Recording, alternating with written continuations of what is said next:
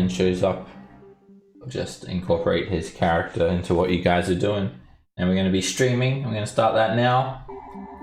So we will start off with a quick recap of last session.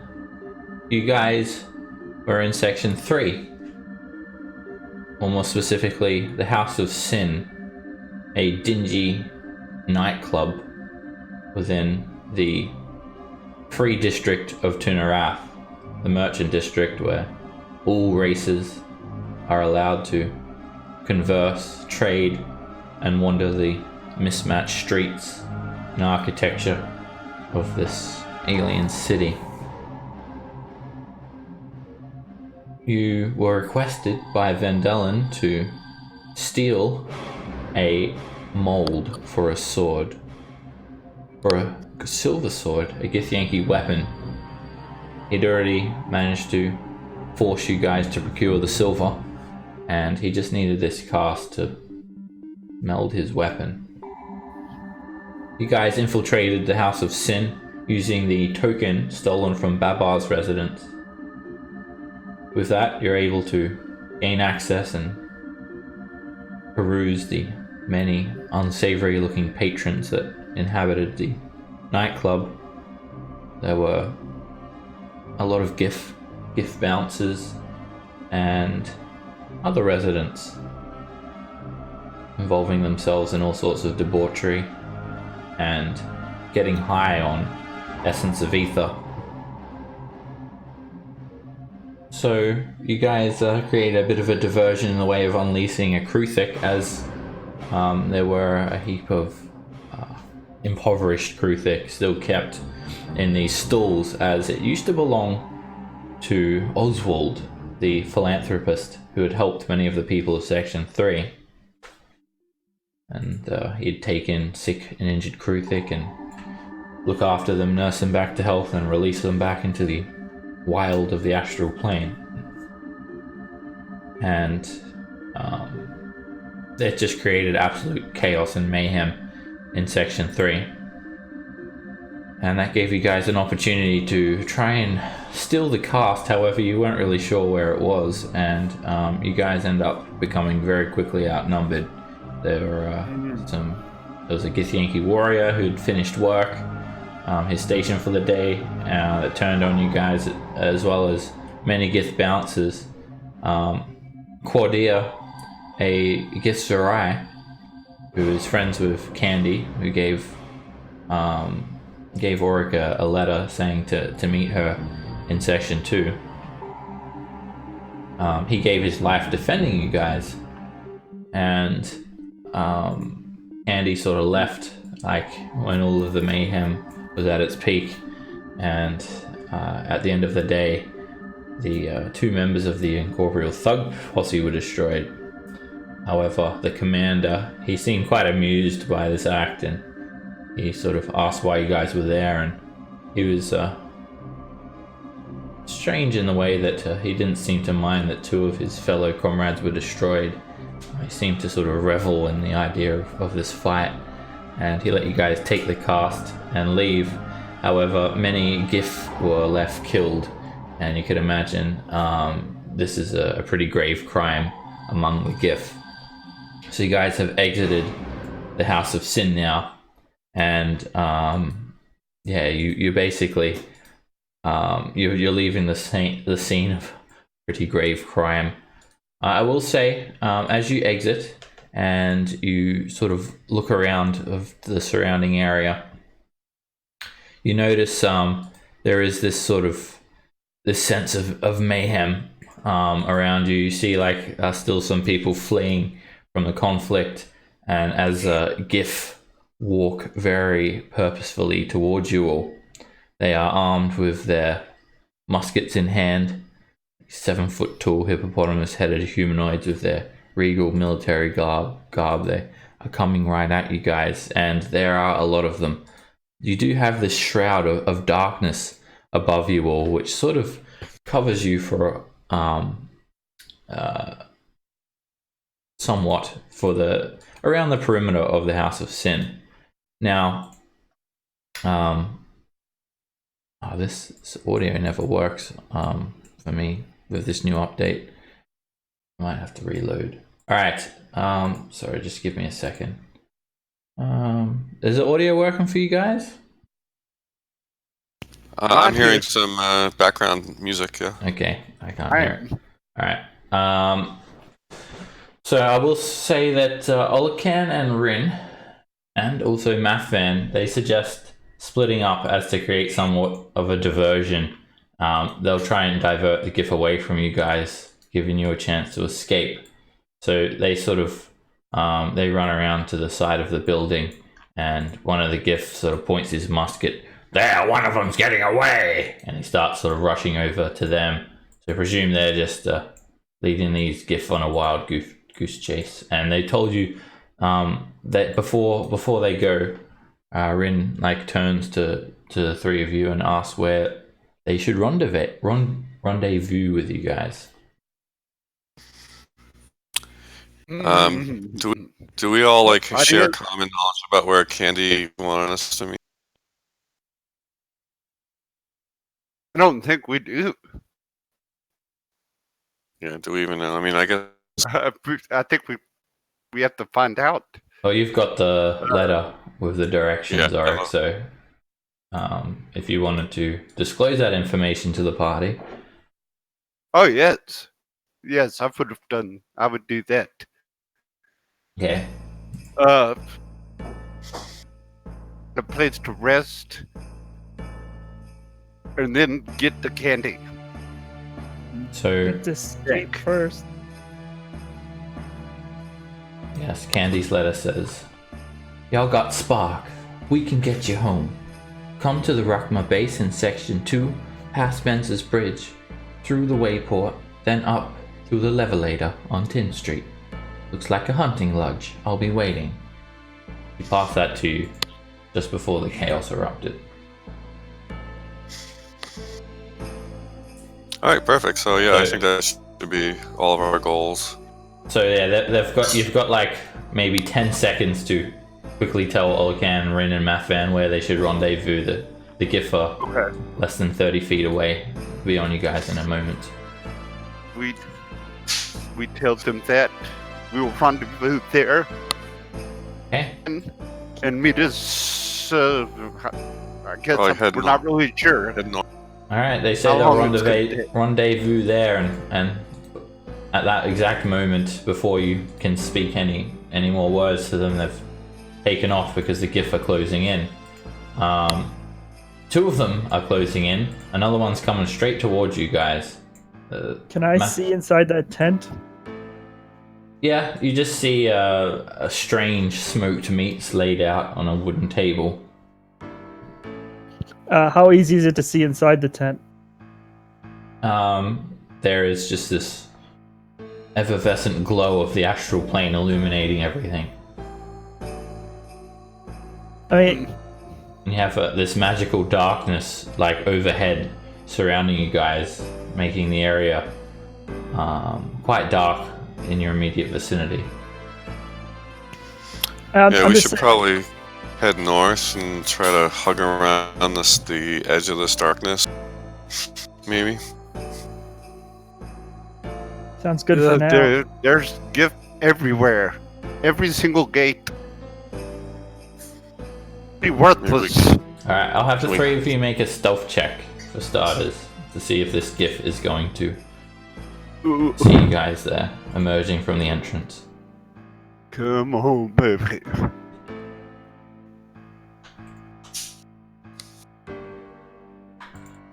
He's not really like particularly looking, so he's just sort of heading in that direction, and you guys are able to avoid him if you move around the side of the building. If not, it's only a matter of a few seconds before he'll be on you guys. Oh, there it is. Okay. Which way we're going? This way? Move north? Okay. So, if you wrap around that way, that's where the GIF are, and they're going to see there's nothing like actually obscuring you guys. Like, you're just straight in plain view from that side. The only thing that's helping at all is just this magical darkness that hovers over the top of the building. But it doesn't like encase the building in any way. Hey guys, what What about this idea? Well, there's one gift right there in the way, but if we could get to that wizard's hovel or tent or wherever it is for a while. Alright, this gift, if you guys loiter, he yells out to you guys, "Hey!" And he sees you all standing out the front of the building still.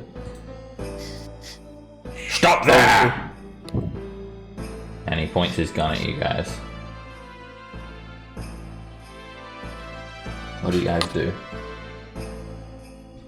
There's murders in there! We gotta run!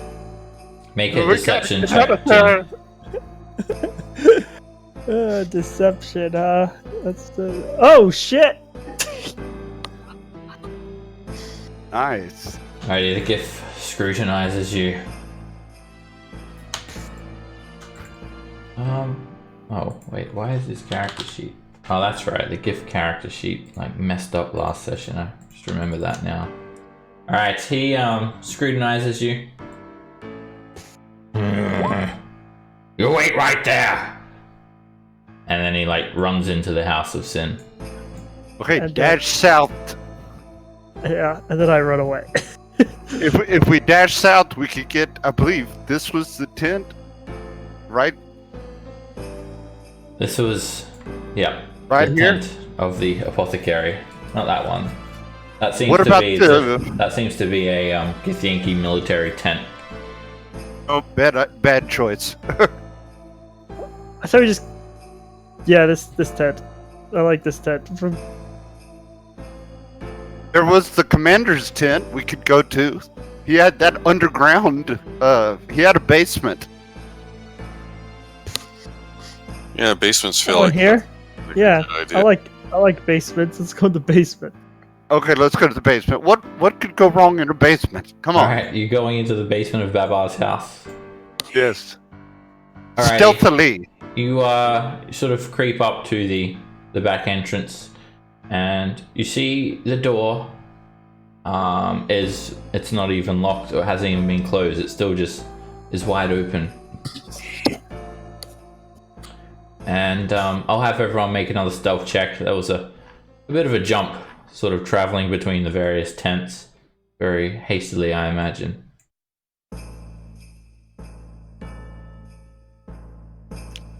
Oh God, terrible for the two of us, and I've got +5. Alright, just before you guys go in, one of a GIF sort of yells out to you all, one of the gate guards, "Hey you!"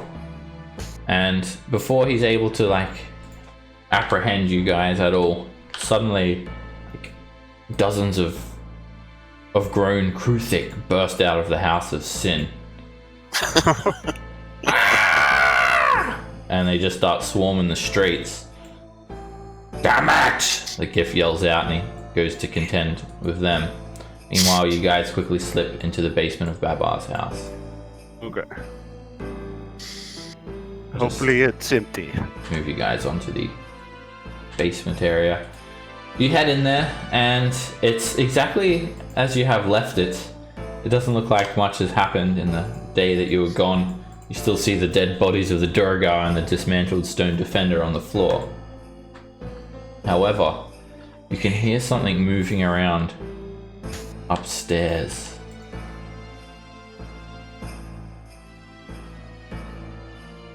Well, better go check it out. Do a better stealthy job. I cannot see anything, guys, so I need to light a torch, or someone needs to do something for me. Mathman was casting light before, but he's not here. Yeah, it is pitch black in here as well. Oh goodness. I don't have any light spells. What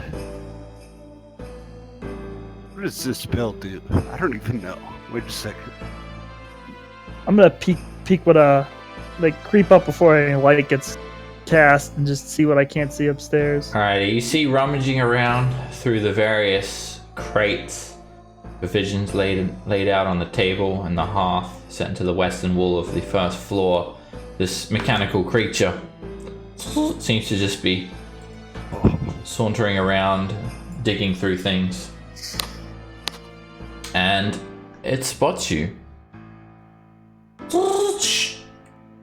And it turns towards you. This beam of light just sprays out from it, and it starts sort of scanning you.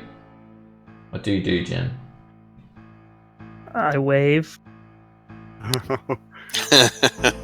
I mean, it would totally be well. Alright, it you hear this sort of spark of this electrical resonance, and suddenly it starts crawling towards you, Jin. I go back downstairs. It definitely looks like it's sort of menacing. Alright, you go back down the stairs and it starts pursuing you. And Better light that torch! Better light that torch now! it Alright, so sort of I'm gonna comes light to a the top of torch. the stairs. Alright, Tarkin, you spark one of your torches, and now you realize this thing is definitely hostile. And as your torch lights up, it sort of the flame dances along its bronze-colored body. It has like a crushing beak, and Auric, you're very familiar with this creature. It is well, actually, you're not. You're Colin, that's what I was going to tell him. Colin I was is. gonna tell him. But I guess none of you guys have seen this creature before. I'm just going to move the bodies of these creatures out of the way. They don't need to be there. And there is this electrical spark resonating from this creature. It rolls along the ground using spikes, just digging into the ground. You're up, Goodness. Auric. Oh my goodness, oh my goodness. I'm down to cantrips, fellas, so bear with me. I'm gonna try this spell. Let's see if it works. Oh, yes. Alrighty, you acid splash. Alright, you do know, or you do realize it has some sort of magical resistance. So it Right, takes the- nothing. The spell seems to just sort of dissipate around it. And then I'm gonna... This barrel. Okay. Alright, this thing rolls forward, and when it gets to here, you just hear this, and it just explodes. This massive crackling arcs of lightning, they just explode from it. And let's have a look here. Crackling lightning just bursts all over you guys. Actually, that's not really the right one, but you get the picture. Got some animated templates there as well.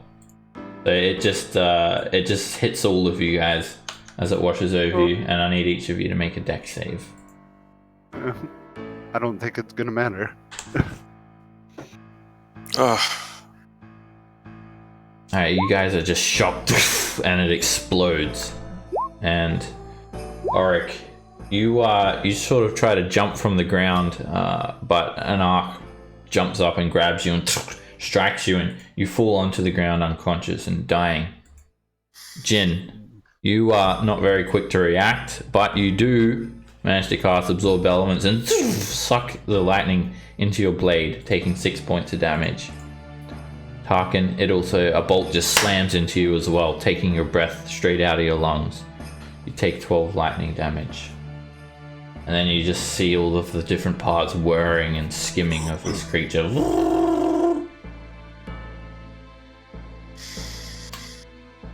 Tarkin. Alright, well, I'm going to go up screaming at it and attack it with the rapier, the adamantine rapier, and see if that does any damage. Well, if I can even hit it for one thing, which That hits. rolling awful. Alright. Alright, the rapier actually works very well. It slams into the bronze scout, and the adamantine pierces straight through its bronze carapace. Hit it for 5 piercing damage. And then I'll just follow it up with a attack with my warhammer, even though I think that that's futile. Alright, you crit it with your warhammer. You just smack it as hard as you can on its beak. And to your shock and dismay, your warhammer, Nothing happened. it bounces straight off and it's completely immune. Alright. Alright, that's all I can do. I'm done. Jin.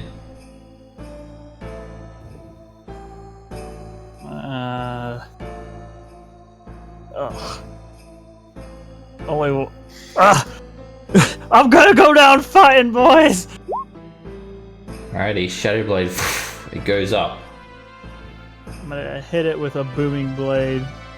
This is a great spell. Alright, this wicked blade of shadow surrounded by arcs of lightning and then resonating with this power of thunder pulsates and 16 hits. And as you stab the blade into the creature, you just hear this and it just explodes, sending shrapnel through the air, and spikes from its wheels stick into the walls, and the entire creature is just absolutely obliterated. Good job. That was a very lucky. Let's not go upstairs. I try to keep him from dying. Alright, make a medicine check. Medicine check. Let's see. I am proficient in medicine. Haha! Alright, you quickly stop the bleeding. You see Oryx sort of breathing quite heavily, actually, as he's been hit by this lightning bolt, and you managed to calm him down, and he's stable. I drag him behind the stairs, away from the door. Yeah, and maybe what we can do is we can try to pile these barrels in such a way that it looks like there's nothing behind. You know, there's just a big pile of barrels there, in case anyone comes snooping down here. I'm quite weak, but I'm not the strongest, but I'm strong, probably strong enough to carry some barrels or maneuver them. Alright, yes, the barrels are just sort of sitting on the ground, and it's not very difficult to just roll one along. You take one of them and roll them and put them in front of the door. Yeah, the idea, and then also just to sort of give some measure of attempt to create a scenario where somebody does walk down the stairs or from the outside, that it kind of looks like this entire area, these 3 areas are sort of just also barrels, like, so we can just sort of hide and try to get some peace and rest up a bit. So the door to the basement does open inwards towards you, so the barrel is blocking it. There is enough room that you could sort of hide behind the side of the staircase if you wanted to do that. Auric is quite well concealed where he is, sort of being behind the actual stairs itself. And if you guys want to try and hide stealthily as you take a short rest, then you can make stealth checks. I said we move this barrel right here, and then we each can hide back here. Hopefully, if we lay low, they won't. They won't. Yeah, and then put the torch out. Alright, to configure the barrel like that is a lot harder. You will need to make a athletics check. Can I help him even though I'm not proficient? Yeah. Alrighty, you have trouble trying to manipulate it, talking it, and move it, and then Jin comes and helps you, and you manage to sort of roll it backwards and forwards and turn it around. There is quite a bit of heavy lifting involved, but you guys manage to configure the barrel however you need to. Alright, great. All right. Well, let's stealthily take a short rest. Yeah. Alright, everyone make a stealth check. That include me? I would Yeah. figure that I'm pretty stealthy being dead or near. You're laying low, Auric, put it that way. Alrighty. Well, look at that, a rare double. You guys feeling quite weary and probably fearing for your lives, you hunker down in the basement of Babar's house. After about 40 minutes, you hear something moving upstairs. And you peer up, Jin, as you have your back flush against the wall. And you see a Gif with his musket out, panning the area with his musket, looking around. Puffs on a pipe. Clear! And then he goes back upstairs.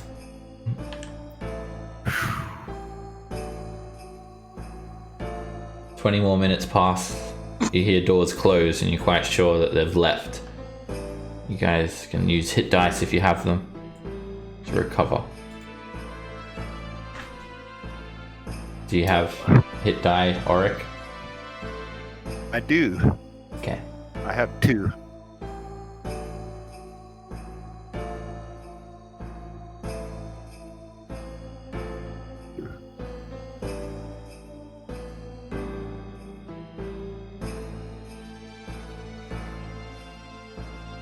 Alrighty, you pick yourselves up off the ground another 20 minutes later and feel like you can fight another battle, or at least defend yourselves if need be. Yeah, after a short rest, does a Battlemaster recover any of the superiority die, or is that only a long rest? Superiority die? I don't think so. Not at your level. You do get your action surge and second wind though. Oh, alright, good. Good.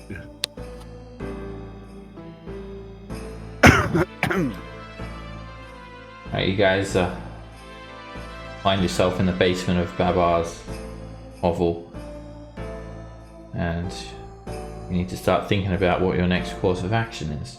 Can't stay down here forever. No.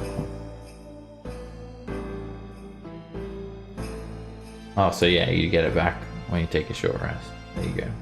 Yeah, it's good. Do we know what time of day it is? There is no time of day here in the Oh, astral that's true. plane. That's It's true. just an endless sea of time. You don't age. You don't even need to eat. That's right. Okay. Very strange place. Well, let's get out of here. I mean, section 2 or to Vindelen? There's to rendezvous at section 2. Yeah, you're probably going to need a plan before you exit, so you Yeah. know what you're doing. Yeah, so, You kind of wanted, well, even Tarkin more so now. yeah. Can we? Yeah. Is it ever dark outside in this place? I don't know if I've been here long enough to know. No, it I guess doesn't. It doesn't get like there's no like night or day. It's just a constant glow of this these sort of prismatic colors. All right, I need everyone to make a strength save.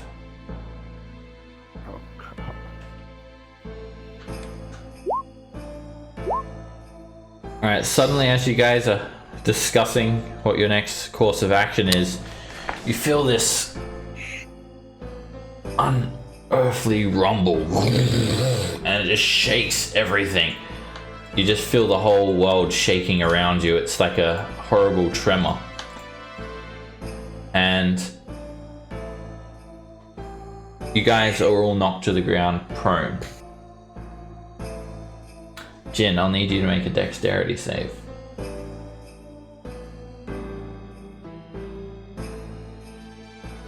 A part of the roof collapses on you, Jin, and a couple of rocks hit you.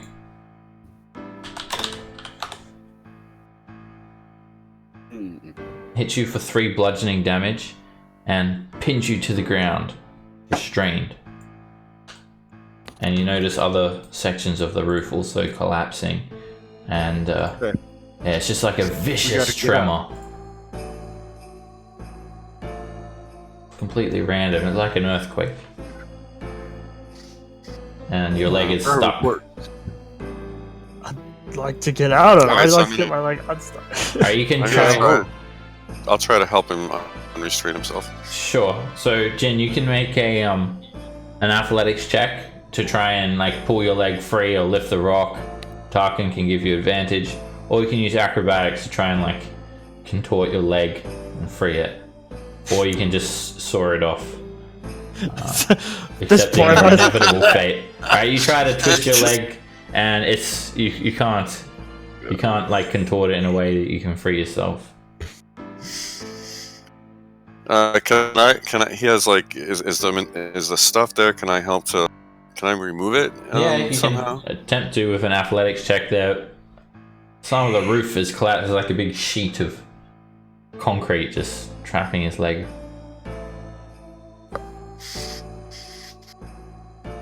Alright, you by yourself, Tarkin, you can't quite lift it, but Jin also sort of grabs the rock as well, and with your combined strengths, you manage to lift it off Jin's leg, freeing him.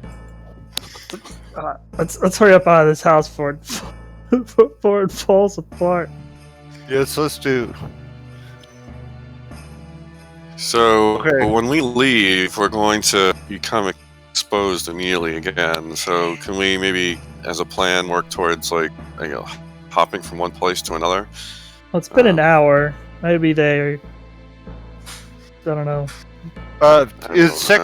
Would section 2 be to the east or to the west?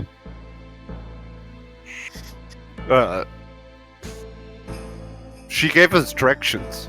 That's where we're looking to go, right? Is to find Candy? Is Yes. She section 2? she gave That- you directions when you're in section we- 2. Right.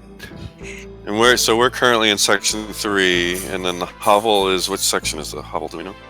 The hovel Vendor. is in the district of discards. It's like a different district. It's a place where trash is collected. It's not part of any of the merchant districts. Well, maybe we can turn in this this Cass and ask what's his face where section 2's at. Talking about Van Dalen. Yeah, Van Dalen. Well, we do know. Yes. Go ahead. I mean, he's. Why we're asking. Yeah, he's not going to be sympathetic to us meeting up with Candy, most likely. We need We to could go ask the find vendors, that like- blue guy who was with us, or tried to, or ask the goat lady Yeah, the Well, goat if lady we was can get there. seemed like she was helpful. Yeah, we should be able to find out from one of the vendors where section 2 is. Yes, and there's a vendor right outside, I think, to the south east. Let's move Yeah. this barrel. Yeah, let's move this barrel. Okay, you roll the The next- barrel back into place. Well, boys, I'm not going to be the first one to take this jaunt. Yeah, I'll lead the way. All right. Well, here we go. So we'll head outside. Yeah, and our goal. The map is always so. Gosh, it's so many people out here. Right. I know. Alright, you guys Um, exit, Vendor, right here. and you notice, there's still a lot of GIF sort of looking around, questioning people. They're crawling all over the place. I wonder if could we hide in like that. There's. Oh, what about? Do we see any of the Kruthik around? Are the Kruthik all gone, or are they still running around? You see just Kruthik just dead everywhere. Looks like they were very, very quickly dispatched. For the most part.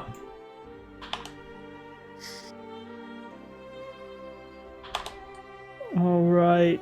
They didn't give the GIF much trouble.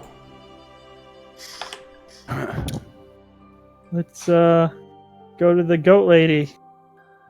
There, All right, I'm gonna follow. I don't know where that is, so I'm gonna follow. I don't.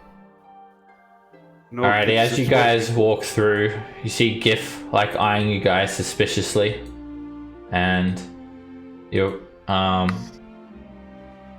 one of them sort of just comes straight up to you, Jin. Hey, What? where did you just come from? I ain't seen you around here much. Our master sent us to get an item. We're gonna bring it back to him. Oh, don't. Did you hear about the chaos in the House of Sin? Well, everybody's been talking about it.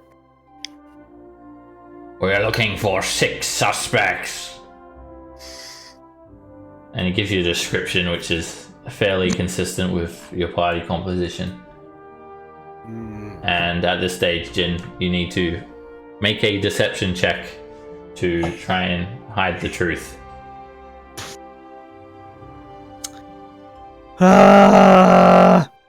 And it's he's given a fairly accurate description of exactly what you guys look like, and it's not looking very good for you. Yeah. Deception. Say, these two your companions? He points to Oric and Tarkin. You come here. And he points specifically to you, Tarkin. Get over here.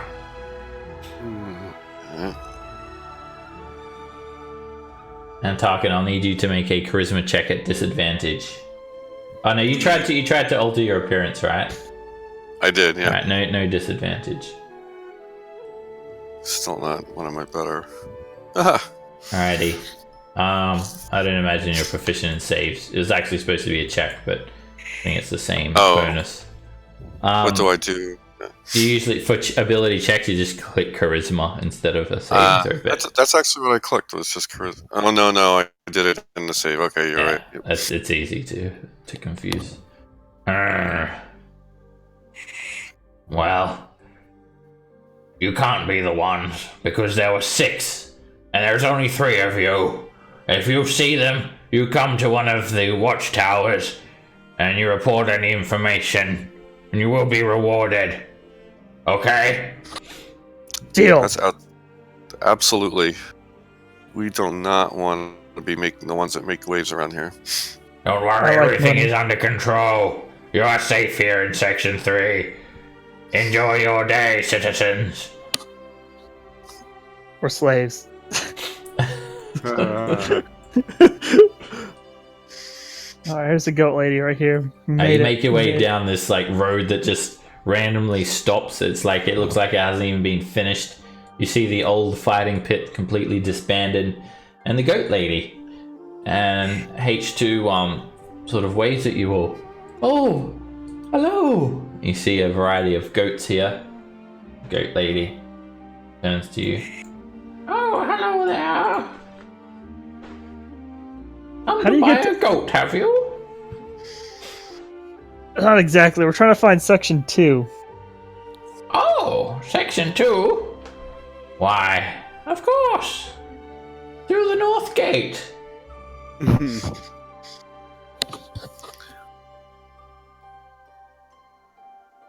Do you think they'll just let us through the North Gate? What's her actual name? Like, what's your name, milady? Oh, my name is Goat Lady. Just straight up goat lady. That's an unusual name. I think I used to have another name, but it's been so long I've forgotten. You tend to forget things after a couple of 100 years. I can only imagine. You probably did have a name before Goat Lady. Oh, everyone calls me Goat Lady. Oh, but yes, Section 2 is part of the Merchant District. You're not Githyanki, but you should be welcome there. Of course, don't cause any trouble.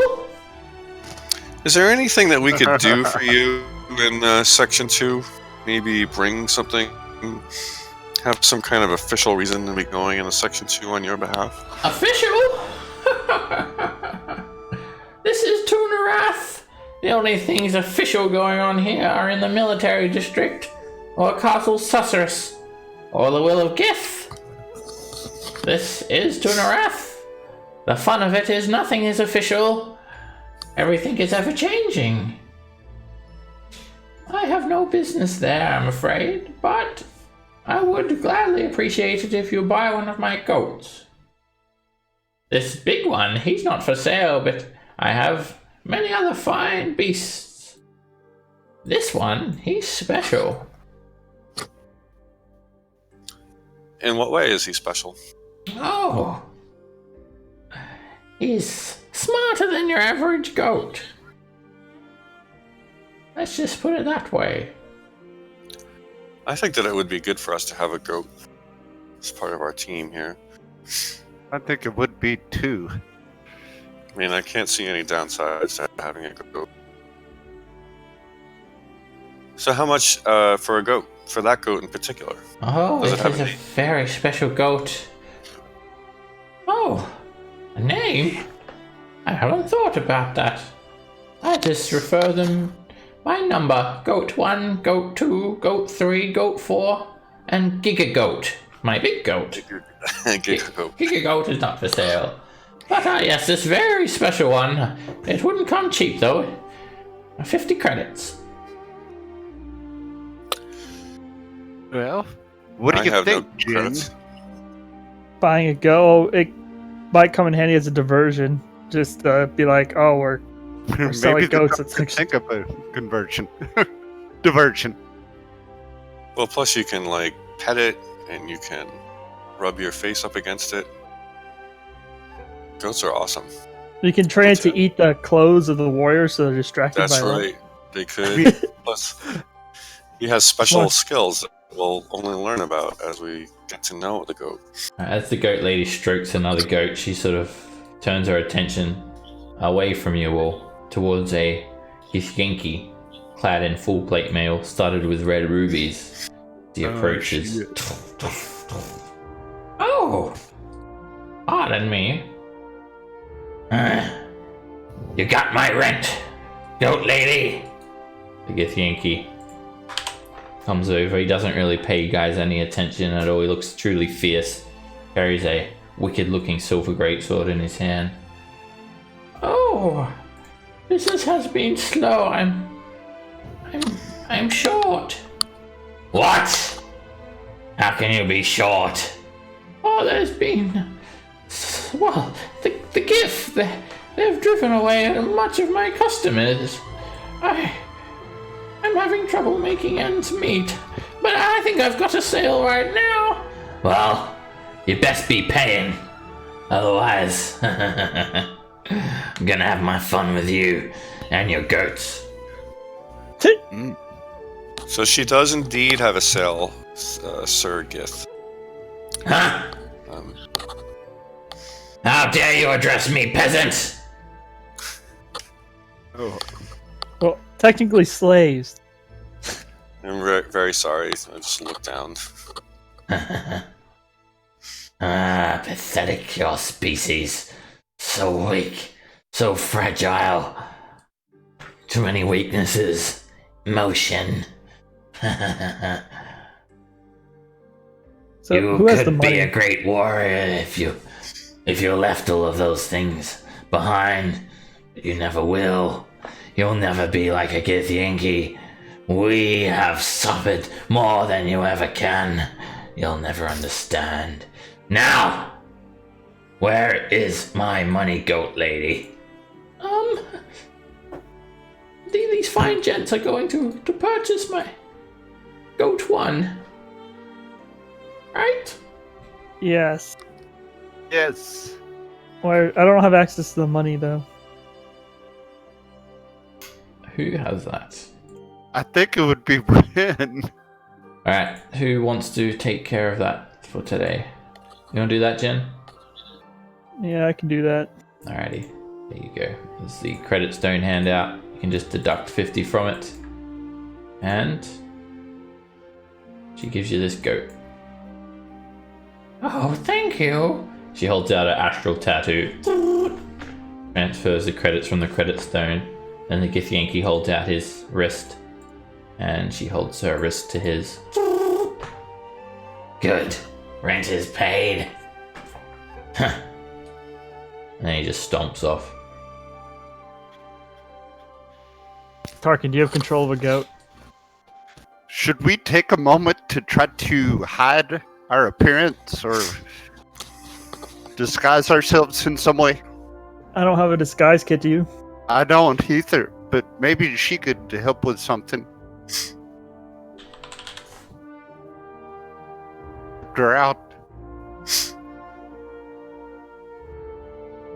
I don't think Well, the goat lady. I shaved myself and went bald, so try to do some minor alteration at least. Well,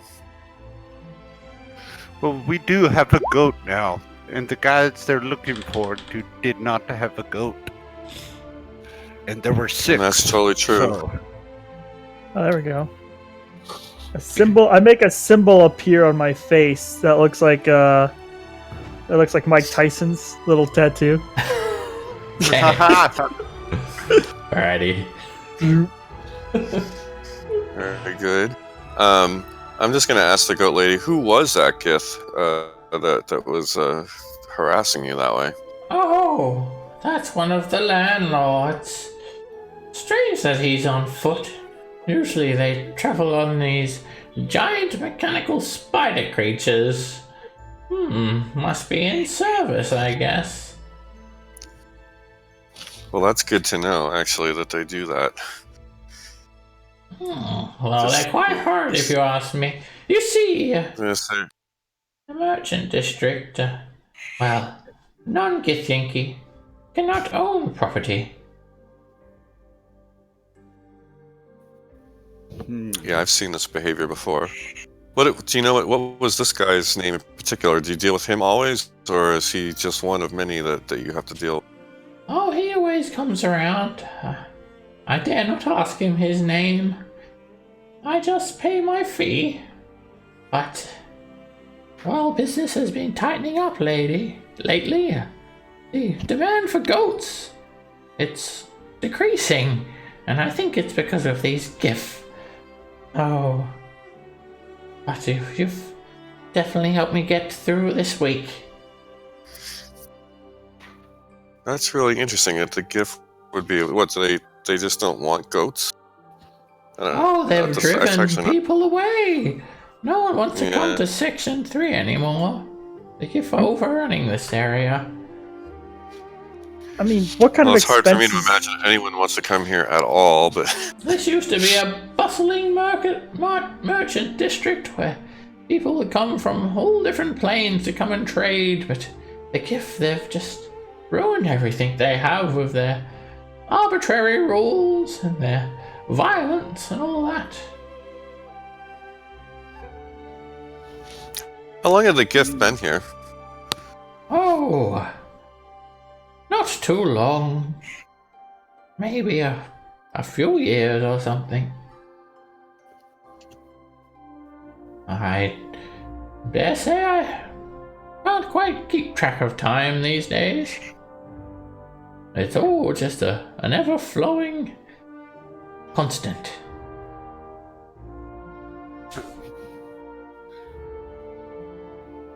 well, I suggest we get to Section 2.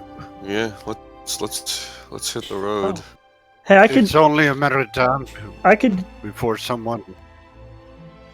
tattoo up to 3 people's faces. It says 3 non-instantaneous effects active at one time. So if we want this a mild disguise, I can just prestidigitate tattoos Yeah, I'm on our faces. definitely into having a tattoo. Alright, you guys will kit up with Mike Tyson tattoos on the face. Nobody's messing with us. We'll just punch him to death. H2, as you guys head off, he sort of looks at you all. Before Does you he go, want I to just go? want to say one more thing. And thank you. Thank you so much for everything you've done. And I feel that good things are going to come about. with your presence here. Take care, friends. We'll try. Away from this pack right here. As best we can. Which goat is ours?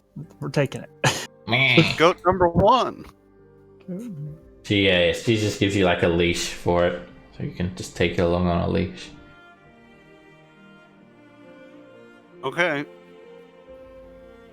I am in the lead again. Yeah, I think you have probably a higher deception and persuasion than us, so maybe you should take the lead when we're walking around. Let me see. I don't know what mine is. Mine's -1, so unless you're like the worst sorcerer ever. Mine's pretty good. Yeah. Yeah. You head towards the north gate. You head through these mismatched streets once more, and again you have Gith of all sorts trying to sell you a random assortment of items. Blades! Long blades, small blades, ropes, ropes, ropes! I've got fresh space hamster hooks for sale here! Come and get 'em! Infinity vine stalks are on special! I think I'm going the right way, fellas. Hey, you want to sell that goat? I'll give you a good price.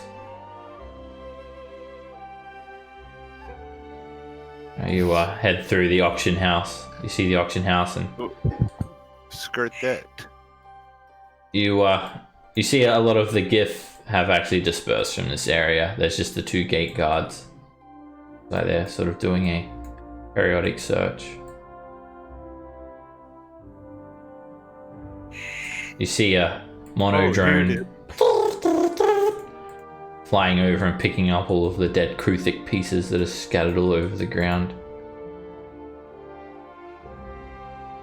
Meat! Catch your meat! Dwarf is selling some meat So of an unknown variety. Yeah, you see a massive wrought iron gate. It's 20 feet high, enclosed by 50-foot high stone walls, and 2 GIF standing at the front of it. You see on the lintel above the gate the words Section 2 written in a stylistic handwriting in common. And you notice like the gate itself seems to be made of just like a random assortment of different metals: steel, iron, bronze, silver, all mismatched. And the GIF sort of see you guys. Where are you headed today, Section 2? Is that your final stop? Section 2. Do you have any sort of identification documents? There has been some crimes lately. There are fugitives we're looking for. We just have a credit tattoo. Everyone make a charisma check. I would like to say we were told to report any suspicious activity, and we might have some that we can tell you. Oh? And who told you that? No one told us anything. It's all about what we see with our own 2 eyes. By a guard to be on the lookout for 6 men. Very detailed descriptions of them, and we were told to report anything that we saw. Make a deception check, Oric. Did you say perception or deception? Deception.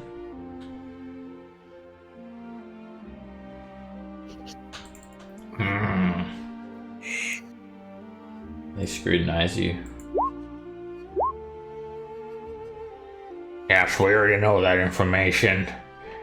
It can't be you because there's only 3 of you and they didn't have a goat with them and none of them had these cool tattoos on their faces.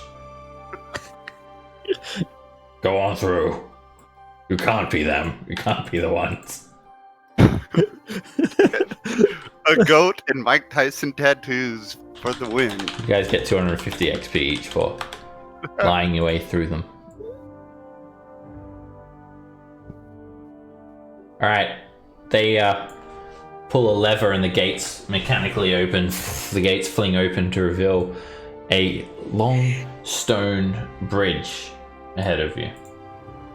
And there are buildings looming several hundred feet overhead. This sort of strange collection of mismatched buildings that almost seem to float, but they're ingeniously sort of built to loom over you with this sort of architecture. And you're on the, I'll just move on over to the actual Tunarath map. So you're on one of like the arm branches, and you're sort of in the middle, more closer to the center of the body now. I'll just show you guys section 2. So that's where section 2 is. See, this is where Vendelon's hovel is, down here on this outer arm. You're sort of a bit closer to the middle, I guess. You do see this floating palace overhead, sort of attached by chains. It's like looming like several thousand feet above you, just sort of surrounded by these wisps of prismatic fog. And you guys get into section 2. Pat Spencer's Bridge through Wayport. Levelator on Right. 10th Street. So just down like to the south of this bridge, if you'll see on the map, that's where the gate is from section 3. And you see a plaque just sort of emblazoned on this alabaster bridge. Everything's made from this white marble, and there's a plaque labeling this area as Benz's Bridge. And there is actually a full map of this district. You notice the east side of the district, it is surrounded by some very heavy set walls, and you're quite sure that this is all military district to the east, whereas the arm just sort of branches off to the northwest and to the west. Sorry, one sec, I gotta sneeze.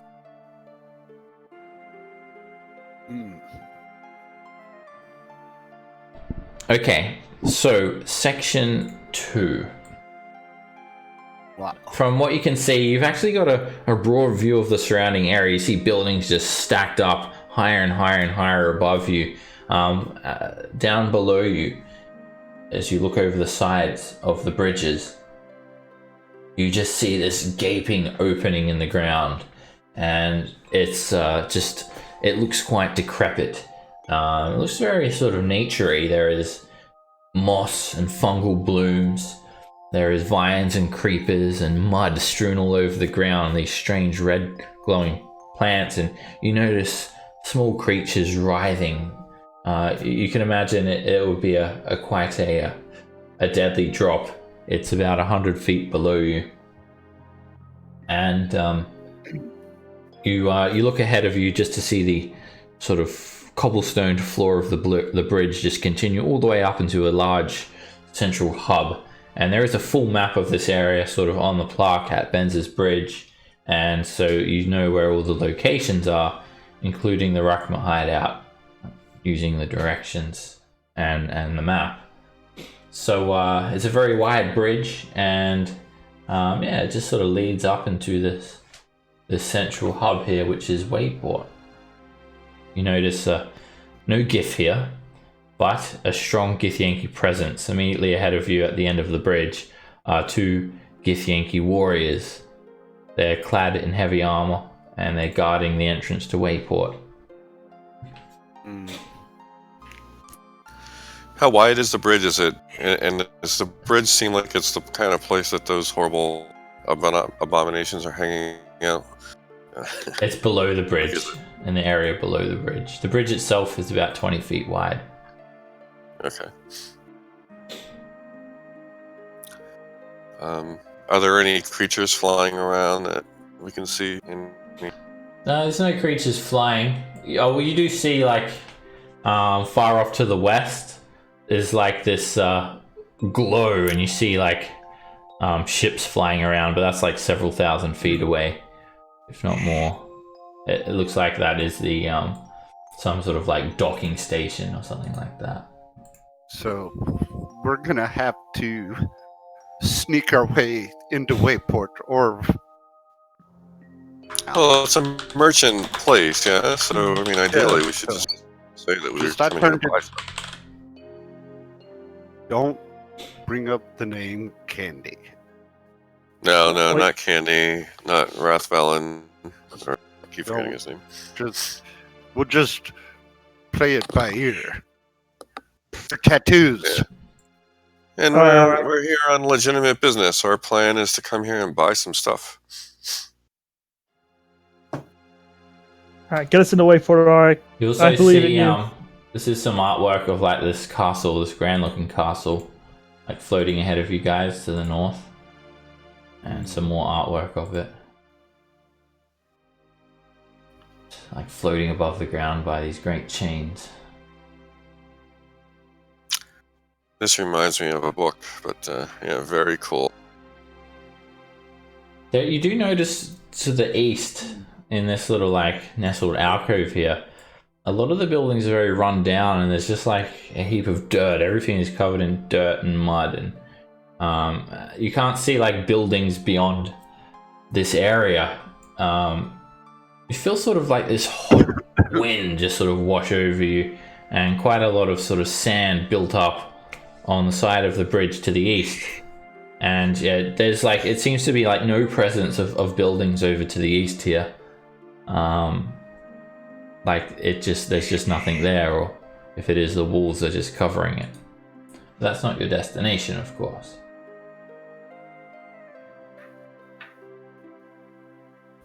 Well, I think we just have to approach the Githyanki with purpose and show them the deference that they're accustomed to, as galling as that is, and see if we can get our way. Yep, I agree. See if we can talk our way into Wayport. Yep, should be easy. Who's our most charismatic person on the This- team? Is the goat the so- most charismatic?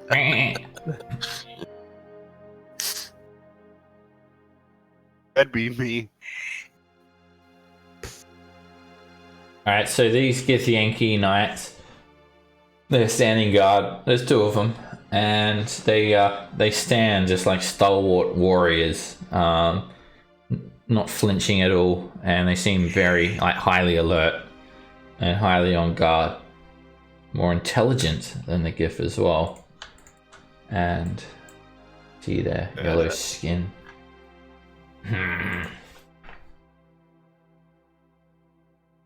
Welcome to Wayport, you filthy creatures. What is your business here?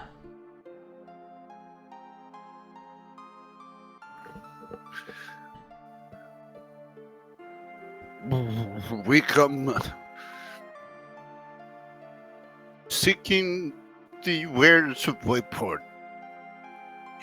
I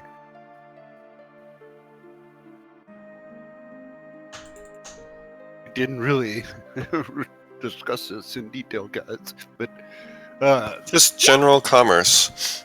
Buy stuff, sell stuff, the usual. yeah. I heard there's been some disturbances in Section 3. Do you know anything about that? We heard something about Kruthic and posses. We just wanted to get out of there. Yeah, it's killing business over there. We gotta gotta find someplace else. One of them We're steps looking for forward a- and like studies your faces. He comes up real close. So tell me, why do you have these illusion spells cast on your faces? Trying to disguise yourselves, are you? Trying to intimidate people with them. I guess it doesn't work on Githyanki. Don't scare I think that me. we had a little bit too much to drink, and we thought it would be funny, but it's not as funny when you're not drunk. The last time I saw an elf, oh yes, was in the artisan district. He was wandering around without a permit. And yes, I remember now. I apprehended him. He couldn't explain why. He was in the artisan district with no permit. And oh, that was truly joyous. When I tried to arrest him and take him to the Will of Gith, he resisted. Do you know what I did? Let me guess, you stabbed him. I drove my greatsword straight through his leg. That immediately disabled him. And then I placed this very greave. He shows you, like, points down to the greave of his plate mail on his chest. I'm sure you'd notice how fragile an elf's bones are. Still remember the sound of the cracking as I broke his ribs.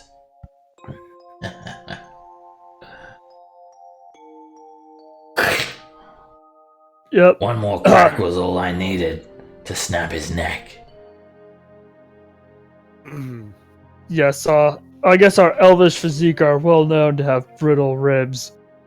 Yes. Make a persuasion check, Jin. Are there other like gifts around that we can see, or is it just these two? Beyond this area, it's just like an archway, and again, everything is just made from this white marble. You just see like a bustling market district of all mixed races. There are a lot of Gith, though. You see all manner of Githyanki soldiers in the immediate vicinity. There's probably 12. Plus there's these two, and you notice what looks like a captain sort of sort of looking over some areas. So yeah, you count more than a dozen of them. All right. Yeah. And you do see these large mechanical spider creatures sort of getting around the Githyanki ride on. Damn. Alright, he looks at you. So, trying to be intimidating, eh? Well, it would be a shame if there were some fugitives that got by us. So Of course, if you're happy to pay the toll, then well, who are we to prevent you from entering the free district of Section 2? To catch my drift. Alright, tell them we're not the fugitives. I'm sure that'll work. I'm gonna pull goat number 1 up to the front. I'm gonna say, we are just trying to get into Wayport to sell this goat so that we can have some money. Oh, good. We'll take that too, then. That'll be 250 credits if you want to get through. And he just like grabs the goat by the horn and just like takes it without even like any permission. That didn't work, guys. I'm sorry. How far down? How far up in the air are we on this bridge? 100 feet. So we can't easily get down to the ground. No. Not by conventional means. Well, they can't stay here all day. Maybe just How many credits do we have? plenty. 20? No, plenty. Oh, plenty. If we have plenty, then let's just plenty. let's just do it. It's the price of admission. Okay. How about we give you 300 go back? Tell me, how are you holding your credits? I lift up my my tattoo. Perhaps I'll just take that then. You'll And take he my goes just grab your hand and cracks his sword out of his sheath a little bit. Do you want the 250 or not? Sure. And then he places his actual tattoo near yours.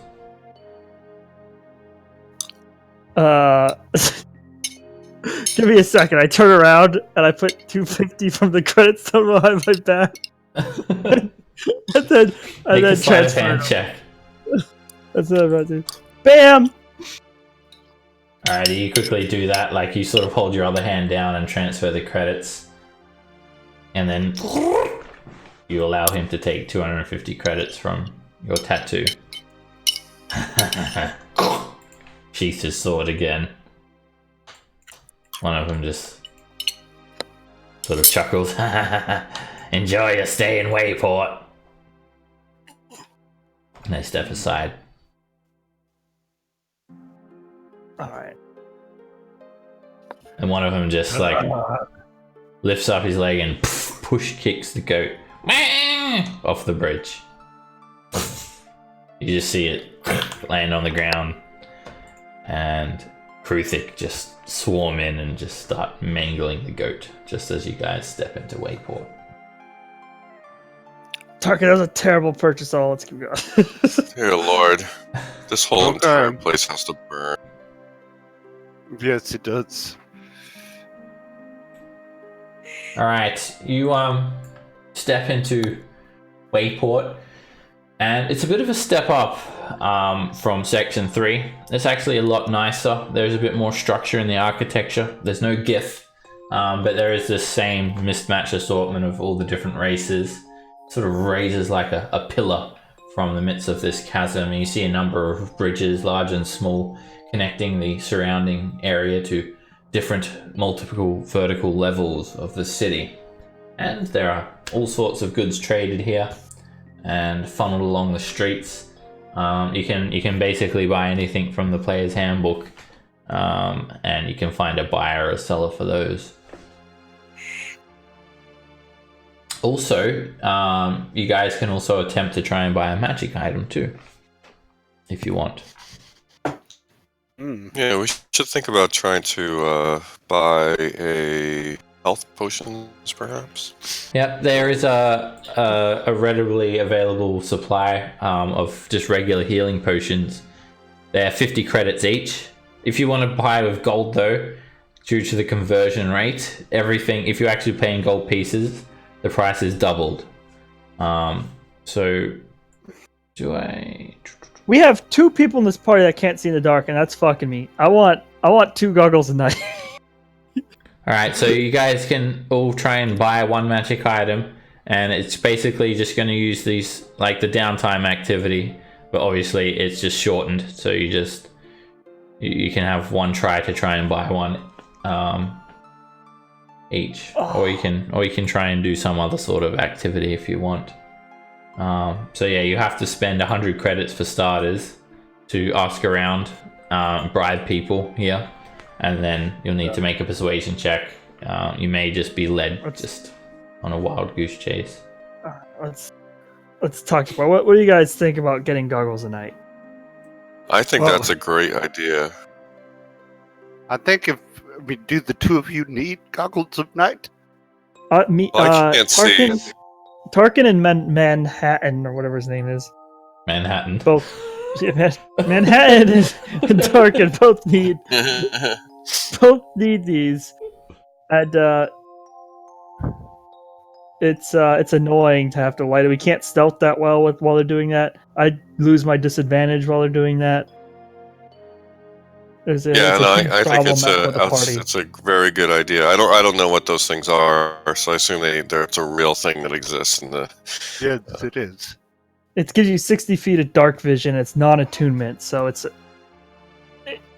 a very good item to have for people who don't have dark vision. It's kind of Yeah, it's only so, uncommon. So what do we do to make that happen? So one of you can try and search for it. It costs you 100 credits to try and search, and then you make a persuasion check. And the DC is 15, and if you get it right, then someone will be able to sell them to you. Is the search investigation? It's persuasion. Oh well then. It's all right. Yeah, trying to meet people and bribe people and try and find someone who can sell this item. All right. I'm gonna take off 100 gold. You want to ask around? Not 100 gold, 100 credits. You want me to? Yeah. Yeah, you're the skillful persuader. Okay. All right, and you can spend another 100 to get another +1 to the bonus if you want. What's your persuasion level? My persuasion is 4. And what do we need for uncommon? Is that 15? Yeah. I think it's more worth it to do multiple tries than it would be to get +1. Would I just... It's a persuasion check. Alrighty. Jin arms you with the credit stone, and if you want to go around try and find these goggles of night, then go ahead and make a persuasion check. Nope. Alright, you go around to various different market stalls, and basically the first person tells you like, oh, I'll sell you the information of where to buy them if you give me 20 credits, and then that continues on till you spend 100 credits, and then basically you just get led around in a wild goose chase, and you spend 100 credits and get nothing. All right, so I guess we have to try again, right? Yeah, it'll be either Jin or Tarkin that can try. Seriously? Get lucky. I can't. I did not. Terrible. Tarkin's persuasion is a +2, so not great. Well, yeah, okay. You try one more time. All right. I'll take off another 100. Tarkin is having a go at it. All right, Tarkin, you go around trying to find these goggles of night as well, and you basically get led on the same sort of wild goose chase. And another 100 credits spent, no goggles. It's just be a waste of 100 for me to try. Let's just go to 10th Street. Do we want to? Can we? Are things like health potions? Are they? Do we have to do the same for searching for, or are they just for regular healing potions? No, you can just buy them.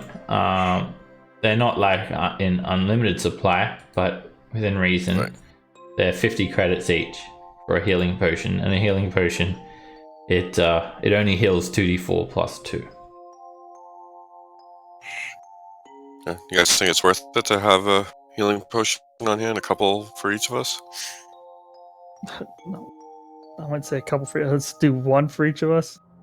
Or one for each of us, anyway. Yeah, I mean, if it's could be useful to have. Alright, you guys very easily managed to buy some healing potions. So 3 healing potions, 150 credits. Alright, it's marked off. Each one of us put on one healing pot. And I got a handout for healing potion somewhere. Ta-da. And then just one last thing. Are there any adamantine like daggers available? Or those are the kinds of things that we'd also have to search for? Just some kind of second weapon that I could have that would make it me effective against these. Basically anything from the player's handbook you can buy. Now, adamantine weapons, you can buy it. It costs an extra 200 GP onto a regular weapon price.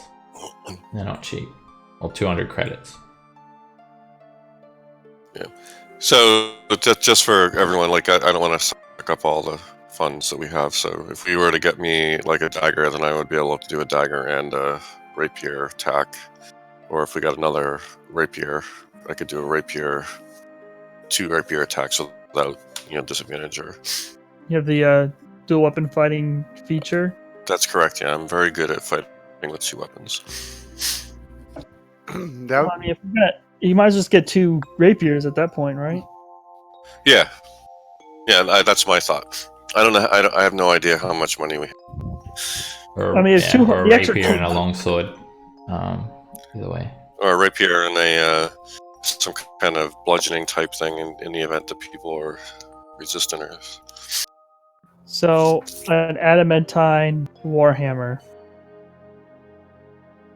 Is that what you want? I think that would complement the rapier. Alright, yeah, there is a few people selling like mithril and adamantine weapons and armor. Of course, they're very expensive. So let's have a look here. I'm just not sure adamantine's worth it. Like, Didn't Yeah, even do that adamantine percent. is good against constructs. It's not a magical weapon in terms of overcoming resistances. So An if you extra do want to 200 is buy a adamantine warhammer, that is 215 credits. do it. and you, Have you seen how many constructs we've come across? I think that's worth it. all right, I all mean, right. we have like no ways to hurt them. Okay. 215 marked off. All right, you get a adamantine warhammer. Make sure you write that it's adamantine as well. And there's your other rapier just said normal rapier. Yeah, I'm gonna fix that. Just basically so I know if you're attacking something with it. All right, you guys do some shopping in Wayport, and there is a bridge that sort of leads up to the levelator. It'll lead to the Ruckma hideout. It looks like a lodge. Again, you're seeing this real presence of more mismatched architecture here from all different walks of life. From strange hovels to just, like a hunting lodge in the middle of nowhere. Like more futuristic looking buildings.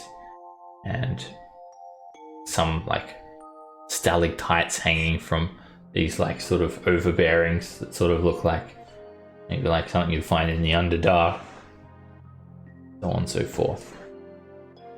Stolen architecture from all different types of societies. Some of the buildings look like they're literally just taken from the material plane and just placed here. Like they've been magically transported as a whole. Okay, so there's not much here other than shopping. It's just goods and services for sale here. It's a massive sprawling marketplace. We'll come back here, I think. Yeah. Okay, so towards the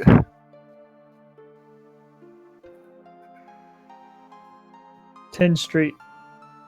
We're gonna look for a hunting lodge near 10th Street. Alrighty, you guys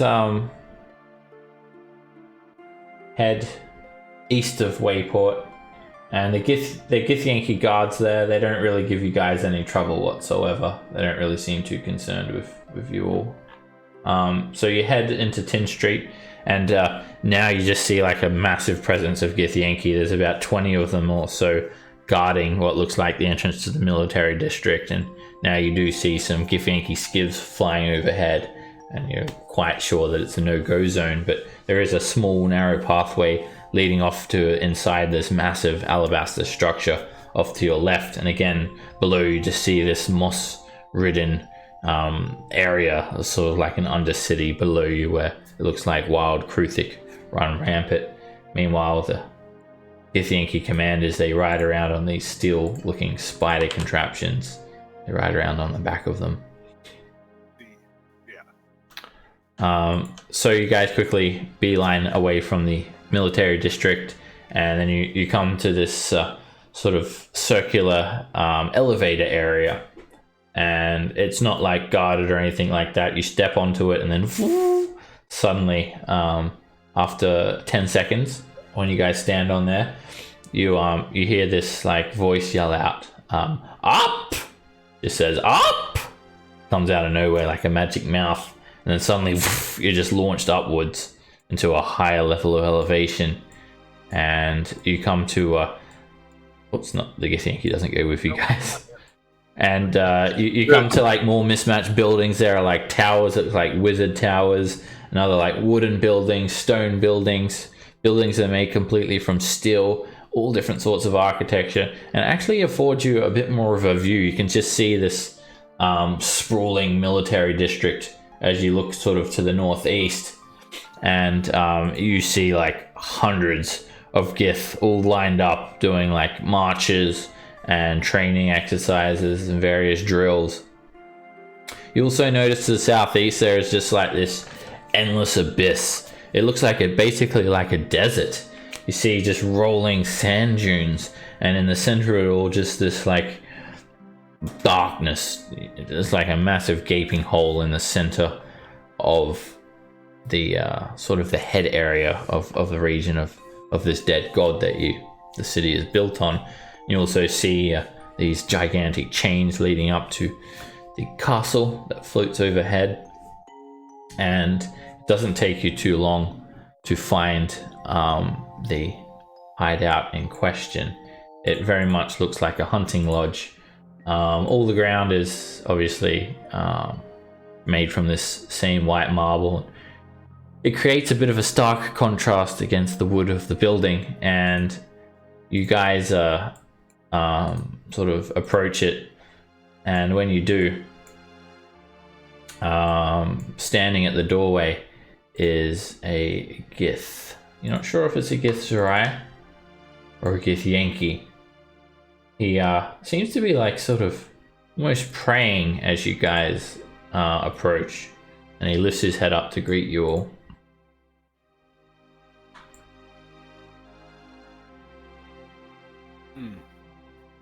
Ah. Yes. You have arrived. Welcome. Welcome. My name is Vishnu Rivar. Candy has been expecting you all. You are the ones. Please, come in. And he takes you inside. It's just like a configuration of what you'd expect inside a hunting lodge. You see, like, there are even trophies on the walls. There's some taxidermy of different animals. You see paintings showing hunting dogs and woods and great catches. There are bows hanging on the walls. All the usual features that you'd expect. You then head inside, and I'll just move you guys inside to like an office. And you see Candy there just sitting down on a seat as Vishnu sort of greets you to come in. Well, I'll be damned. You made it. I hope Vishnu made you feel welcome. He did. All of you, you're the only people that are making us feel any sense of welcome since we've arrived here, or at least for me. Yes. So, quite an exciting time, wasn't it? As you look around the room, there are many books, and they're written in a variety of different languages. Most of them you can't understand. It's just bookshelves lining the walls. There are some overstuffed chairs sort of sitting in the northeast corner. You see rooms leading off to different areas. You do see another Githyanki in another room to the north. Not really like sort of getting involved in this conversation. And there seems to be like a desk here and a chair behind it, as well as a few other chairs and a statue of a bronze Githzerai in the corner, who's made to look sort of very regal in the way the statue's been built. You believe it's of someone of importance. Well, you all sure got some balls about you to pull that off in the House of Sin. It's a shame what happened to Cordier, though. He didn't come back. I presume he was captured or killed. One of the two. Who's Cordier? Skilled. Cordier was Cordier. the cleric that Math Van exploded with a grenade. Oh. Only because of his help. Yeah, and the crazed confusion of what was going on, Cordia unfortunately was caught up in that. But we are very grateful for his assistance. Oh. We wouldn't be here today without him. No. We shall pray to Zerth that he finds his way through the astral planes to wherever he may reside, and his soul has a safe journey. But it's all part of the grand plan. It was necessary. Sacrifices need to be made.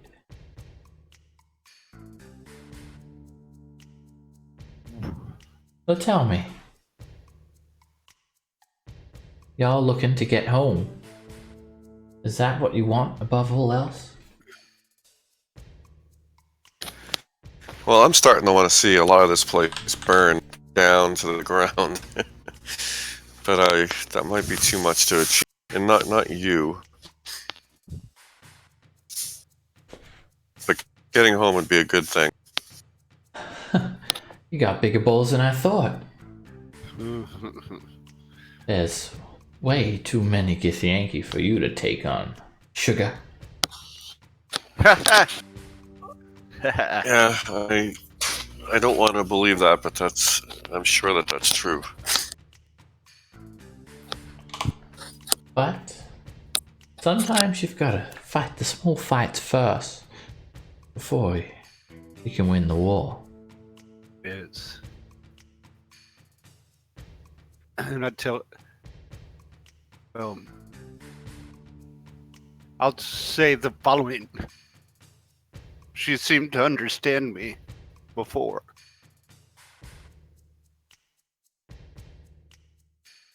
Wait a second.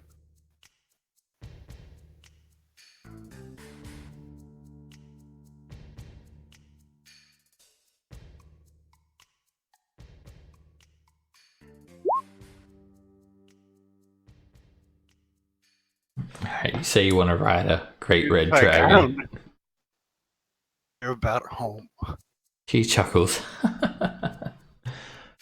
Well, you certainly are ambitious. That would be one hell of a thing to pull off. You'd have to make your way all the way down to the Red Dragon Caves, and even then, I'm not sure you've got what it takes to gain their favor. But I'm not one to rule out anything. I don't want to crush your hopes and dreams. So You know, what I've been is watching you the for great quite a plan? while. We all have. The great plan, I'm afraid it doesn't involve you in the entirety of things, but, well, we will create one of the stepping stones needed to see it through.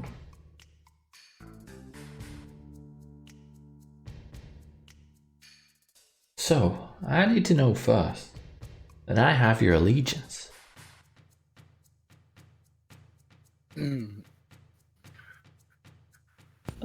What is your goal? Like, what are you trying to accomplish? That's beyond your understanding, and it quite frankly doesn't concern you.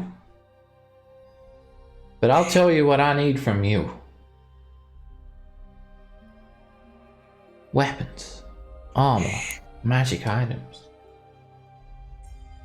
They're all up there in that big old castle. Points through the window and you can see the floating castle above.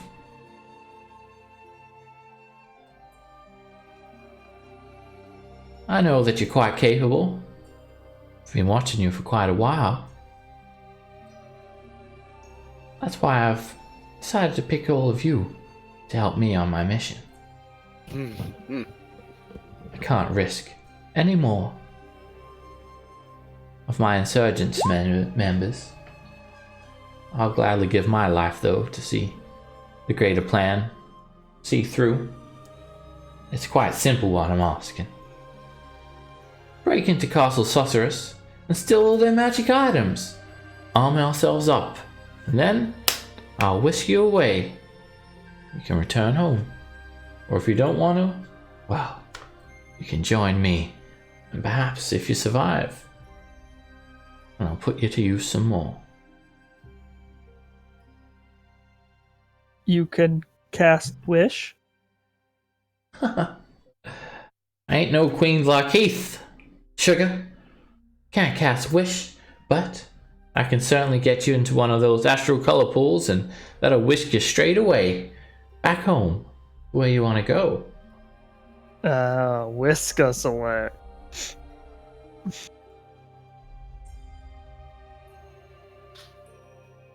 Sneak into...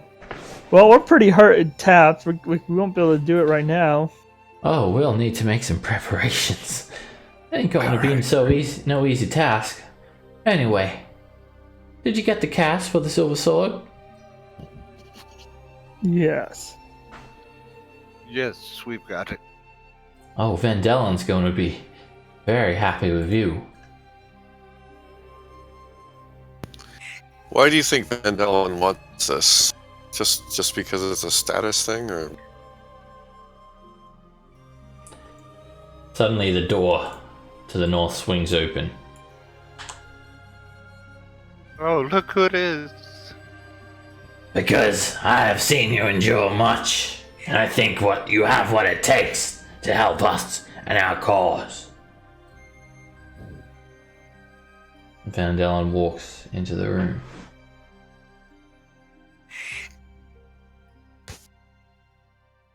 Oh, hey, we Well, found this.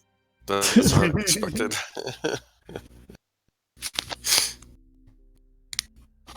You pull out the sword mold.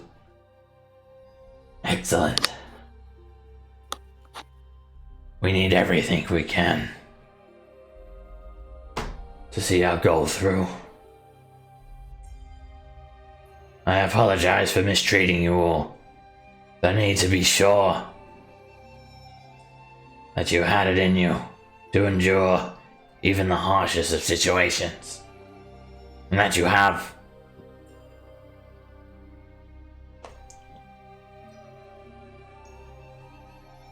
There's something I didn't tell you, however.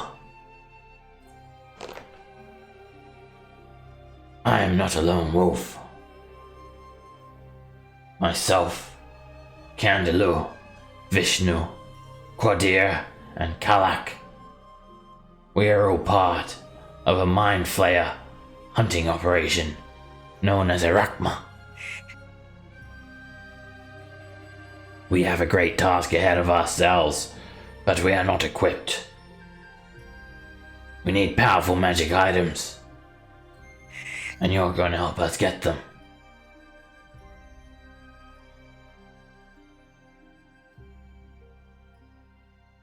I want to check to see if he's actually part of a mind flare operation, and that's why he needs the magic items. Alrighty, you carefully read his body language, try and pick up any hints of deception in his voice, but you can't find any. Seems to be sincere, as is everyone else. Do all this just to kill some mind flayers? You are Mind missing. flayers are pretty awful. I cannot expect you to understand. You have not been through the level of suffering that our kind has. That's why, once you get the items, we'll get you home. You'll go your way, and we'll go ours. Who lives in the castle? It is home to Queen Vlakeith, the Lich Queen, the leader of all Githyanki's, an undisputed ruler of Tunarath. Well, I don't know if you're keeping score here or not. Mechanical watchdog almost put all three of us down. What chance do we have against a Lich Queen? Perhaps I was wrong. If you think you're going to fight your way through the castle, you may as well just go and hand yourself in now and get yourself thrown in the will of Gith. You'll need to sneak, deceive. It will not be an easy task. However, we have discovered a weakness. A way to get into the treasury relatively easily. Surprisingly, as close as it is to Vlakith's quarters, it's relatively low in terms of guards. But that is not the main task. That is not the hardest part of the mission. First, it will be getting into the castle. We'll need to enter the military district. There is much to be said. Well, what will it be? Will you join us? I'm still confused about why you need to steal from other Githyanki to fight Mind Flayers. It just doesn't make sense to me. As I said, I could not expect you to understand our culture, our history, what we have been through. But the Githyanki, they are not like me. They are not as understanding.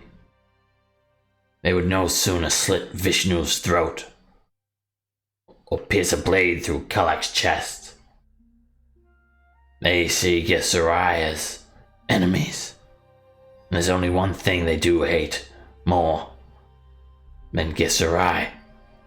It's Mind Flayers. A greater concern that brings us together. We have put aside our differences to work together to slay Mind Flayers, whereas other Githyanki, they do not see eye to eye. But it is not your concern. It is not your battle.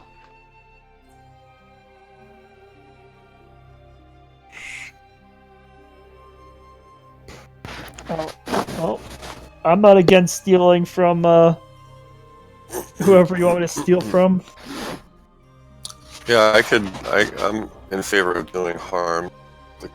The Lich Queen. A few baubles and trinkets. They are to her. She is a powerful lich. Magic items are plentiful. The few that we take, she'll hardly notice that they're missing. But we need them. They are of our utmost importance. What are the weapons or the magical items in particular that you need? You should rest for now. We'll discuss the plan tomorrow. But I need to know that I have your words and your allegiance.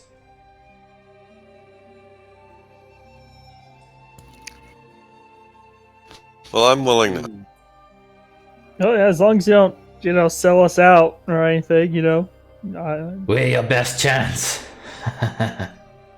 Without us, you'd be rotting in a prison cell right now.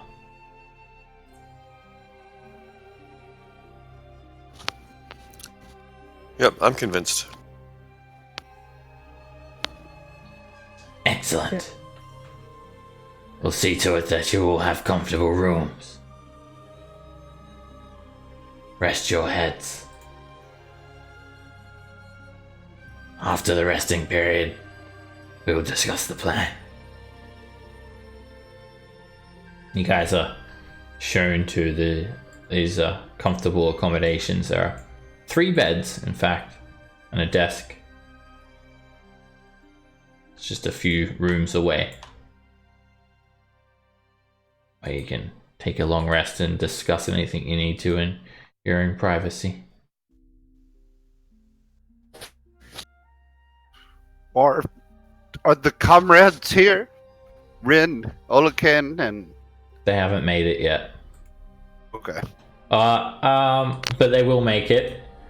So they make it and they rendezvous with you guys later on in the day, and if you can call it that.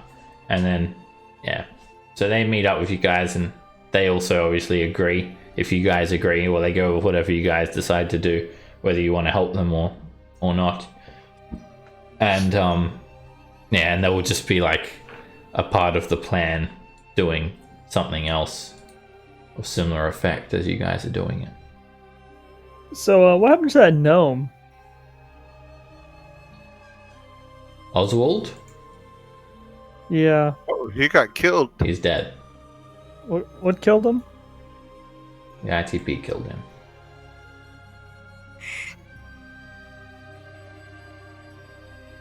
That gang S5 that we killed like 2 of its members right away. Yeah, they burnt his mana to the ground and killed him, and dismantled all of his constructs and burnt his airship. Yeah, poor Oswald. They sort of Too blamed long. him for the incident at Babar's residence.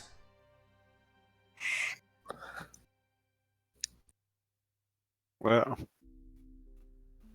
Yeah, everything has consequences around here. All right, we'll take a 10-minute intermission now. You guys take a long rest, and if you need to, you can discuss whatever thoughts you have on this. And then when we get back, we'll continue on with the mission if you so decide to team up with these. Okay. Yeah. See you guys back soon. Yeah, so I feel like it's probably fine to. The thing is, we don't really know what their actual motivations are here.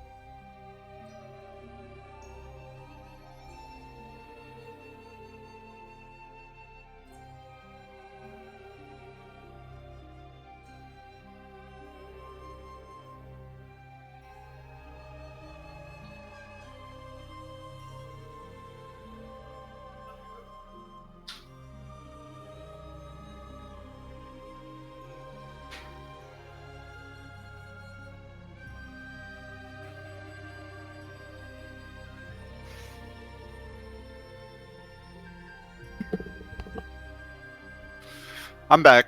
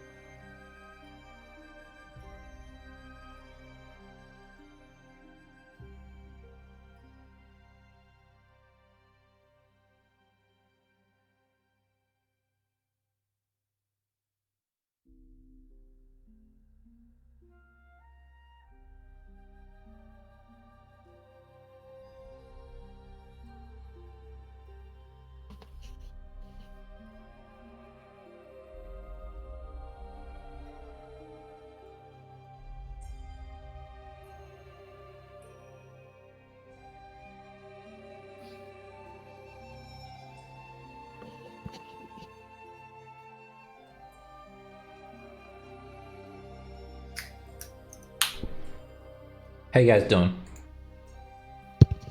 I'm good. Anyone else back? I don't think so.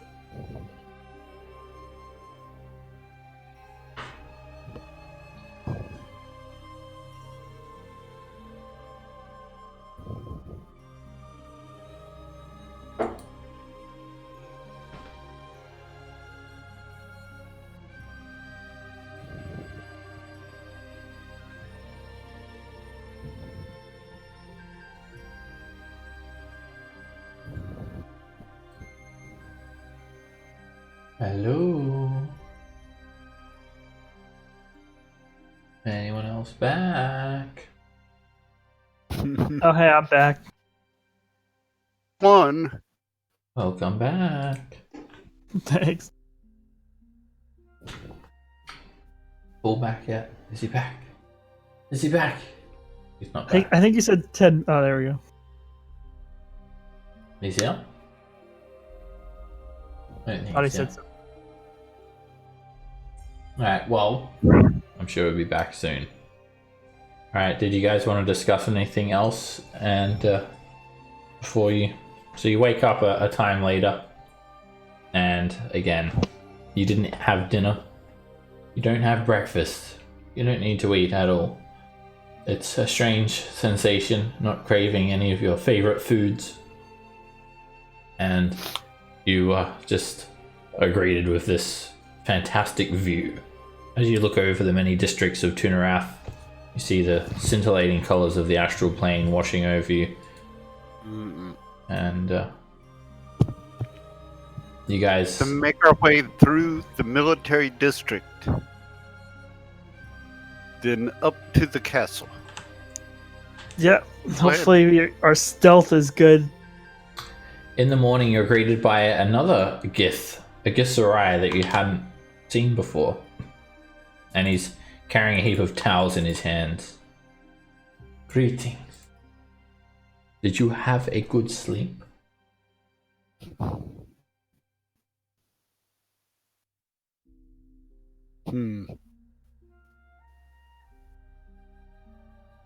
It's Excellent. Do you need to wash yourselves? There is a washroom here. Please take a towel. I am Cheia Dilatate. I am also a member of the Rakma Insurgence.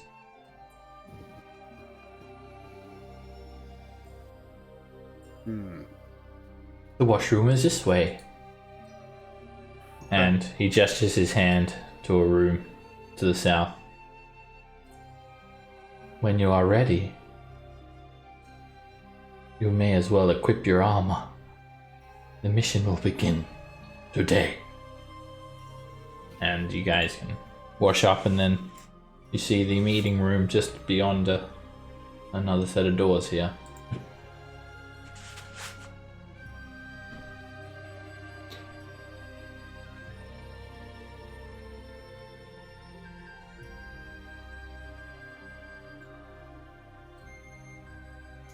Alright, you notice another Githyanki that you haven't met yet as well, sitting behind the desk, and everyone's here. Candy, Cheia, Vandelin, Vishnu.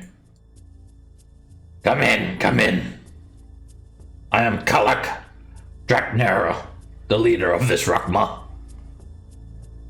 Candy and Vandelin have told me that you are suitable recruits. But we did not receive your answer. You've had time to sleep on it. Our mission is today. Will you join us? Yes, because I have nothing better to do. we will. Very well.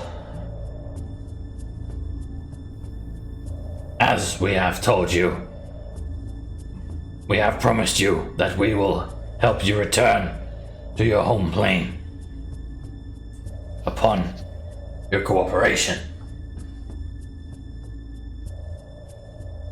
Oh, Talkin said he can't hear anyone. Alright, yeah, I just disconnected and reconnected and now. Okay. Sorry, guys. I don't know what happened. Alright. Just looked at the map and noticed I was by myself. This is after you guys have woken up and you've decided to help the Gesserai and Githyanki Rakma. This will be a dangerous mission, but it is of importance. Let me summarize the mission. First, we will travel down the Leviator and east into the military district. You will each be given a potion of invisibility.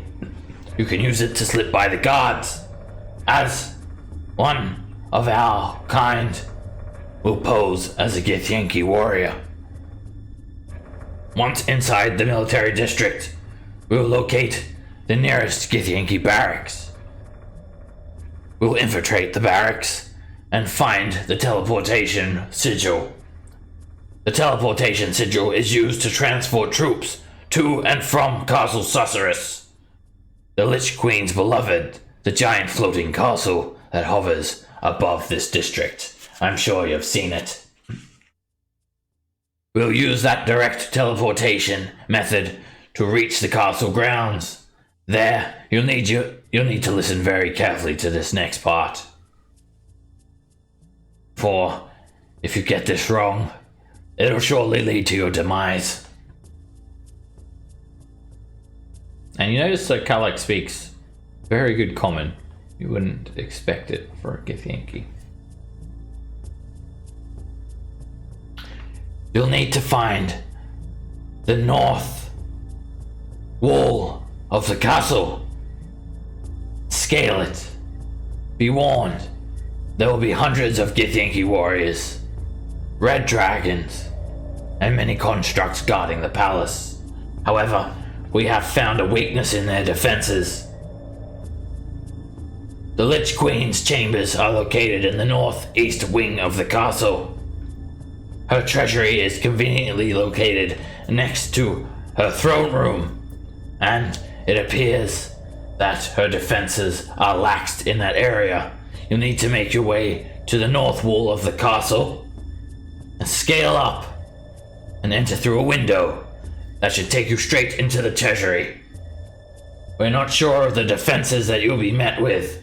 However, I'm sure you can all handle yourselves in combat, and that is why you have been chosen. If you need some basic equipment, we shall supply it with you. You may take one of my insurgent members with you as well to give you aid, but pick carefully. Once you have the magic items, you'll need to head back through the teleportation rune that you used to infiltrate the castle. That'll take you back to the barracks. There, we will have a party waiting for you to safely escort you back to the Ruckma hideout. Is this clear? Is this the person talking? Yes. I ask him in the best gift I can muster. Which end of the castle wall are we scaling again? He just shakes his head. Ah. That would be the north wall. Yes, the north North wall through a window. North wall through a window into the treasury. Yeah. We're going to be close to the throne room when we're there, so we want to be careful about that. Mm-hmm. Indeed. But that will not be the most difficult part of this mission. The most difficult part will be getting to the teleportation rune in the Githyanki barracks. We know not of its location, but we know only of its existence. Whom shall you take with you? We're gonna need climbing gear if we're These- gonna scale a wall. Yeah, they said that they're going to give you all of that. Right. Well, we've seen Candy in action. Yeah, devil we know. Okay. Feel free Do to we- ask do- them any questions of their Do strengths we- or weaknesses. And they all just stand up like obedient soldiers. Do we as a group have much in the way of healing capabilities? No. At least the three of us. Who's the most stealthy? That would be me. I am Vishnu. I am as silent as the winds. I am as unseen as a shadow. Pretty good to If know. you're Who, looking for someone stealthy and looking for someone who is good with a lockpick, then you should take me. Oh, well, that's an easy one. We should take him. Yeah, I think that we're probably as covered as we can be with fighting. We don't have much in the way of healing, but We definitely need a stealthy lockpicker. yeah, we don't have a stealthy lockpicker. No, we don't. I pledge myself to help you, but actions do speak louder than words. If you are in trouble, you can be assured I will have your back. And you're with us, we will have yours. Haha. My path has already been set in the stars. This is all a part of my destiny. Everything happens for a reason.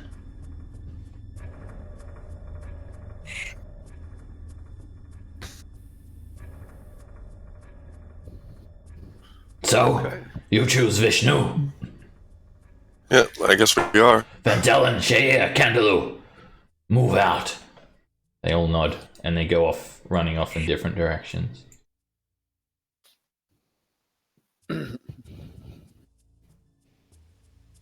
Vishnu, prepare yourself. Yes, Galak. Vishnu also goes to prepare himself. Galak reaches into this small bag and one by one places 3 potions empty potion bottles on the desk. These are your potions of invisibility. You'll need them to enter the military district. They're empty? They appear that way. The magical liquid used to transform you into an invisible aspect is also invisible. I shake it to see if I can't feel a liquid in it. You do indeed feel a liquid in it. Oh, pretty neat. Be sure to drink it before you exit the Rakma hideout. Let's not attract any attention to yourselves.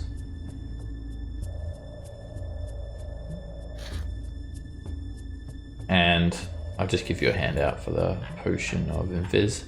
I think you guys might already have one. Yeah, I think we do. We had one before. Yeah. Let me see. I think someone's actually got one of those. Let me check. We used it in part of our aborted plan, or not really. Our plan didn't go to plan. You get the stone. Oh yes, Olakan drunk it. So yeah, it does look empty, but it does feel as if it holds liquid, and it makes you invisible for 1 hour. So that's going to be a very important part of your plan, obviously. Okay, so what we're going to do is we're going to drink these potions when Vishnu is ready. We're going to do it before we leave the building, is that right? And then we're going to make our way through the military district into this barracks. Attempt to locate teleportation device, sigil, or rune, and then use that to teleport. Actually, I guess teleport to the castle. Yeah. And find the north wall, climb the north wall to a window, into the treasury, steal magic items, leave, return to the barracks, and piece of cake. This will not be easy, but you have been chosen because you are proven. If you need standard gear, arms or armor, and equipment, they shall be issued to you. I wonder if I could get an improvement in my armor. I'm wearing chain now. What would be an improvement to chain armor that I might be able to get from that? Plate. Is plate like realistic? Can I wear a plate and then climb walls with it? You can. Are they willing to give me plate? Do they have plate for a human? We do not have plate mail spare, but we have other heavy armor. Maybe of your liking, half plate. Yeah, half plate splint mail. Seems like a good. Or splint. Yeah, they both seem good. Maybe splint mail. Let me have a look. You should get something that doesn't give you disadvantage on stealth checks. Do any of those give you? Yeah, or all do heavy any of armor those? does. You'd need a breastplate or a chain shirt if you don't want to have disadvantage on stealthing. Stealthing is just not my, never going to be my thing. Well, in this one case, we should. That's a good point. That's a good point. That's a good. Well, then I guess I do nothing. Is splint? Does splint give me that disadvantage? Yeah, splint is heavy but armor. it also gives you It would boost your AC by 1. just by 1. Yeah, because he gets +2. Well, Yeah, because he's already got chainmail. Yeah, it seems like a pretty big Is your hit. strength high enough though? What's your strength? Yeah, 16. Yeah, you can wear splint. But taking a disadvantage on stealth on a stealthy mission feels like a bad swap. Breastplate is your best bet. It's 14 plus your dex mod. Doesn't give you disadvantage. Yeah, that wouldn't be an improvement for me. nope. It Well, would drop you 2. Yeah, but for this mission, it's the best armor to wear. Is the chain giving me? I haven't been rolling at disadvantage before on stealth. So should I have been? Yeah. With chain? Oh, I didn't realize that. All right. Well, I guess in that case, yeah, it's just give me. I guess it makes sense to do that. So I'll take whatever that was that we were just discussing. All right, a breastplate. So you can unequip your chainmail on your character sheet and then drag your breastplate on, and it should sort your AC out to be whatever it should be, 16. No, it should still be 18, right? Oh no, it will be 17. Mm-hmm. Yeah, with your dex mod, 17. And no disadvantage. That's big. Any standard adventuring gear that you need. We have grappling hooks, ropes, torches. I think we have a grappling hook. You'll need these. I have a grappling hook. And he throws a pack down on the ground that has like spike boots and climber's kit. So you will have a climber's kit so you can scale the wall. I also need a climber's kit. Yeah, if you don't have one, he'll give you one. Okay. Could use some caltrops, maybe. Just caltrops are always useful to have when you're. Very well. He gives you caltrops. Any other arms or armor that you're in need of? Short sword. Very well. Wait, no, I have one of those. I have one of those. Never mind. I have one already. Alright, Vishnu comes out like a time later, sort of looking disguised. He's wearing some half plate. You can tell he's very uncomfortable in it. And he's sort of changed the pigment of his skin to sort of look like one of these Githyanki warriors. Are you in half plate? It looks kind of funny. I need this disguise to get us into the military district. I feel so confined. I know. At first chance, I will slip out of it. Okay. All right. Well, lead away. Very well. What's his name? Vishnu? Vishnu Ravar. Ah. It is time now to drink your potions. Kalak wishes you one last good luck. Don't fail this mission. Good luck. I drink it. Alright, as soon as you drink it, Yep. I drink mine. you vanish. Yep. Likewise. And Vishnu, looking like a Githyanki warrior, leads you guys out of the base. Back onto the streets of Section 2. Here we go.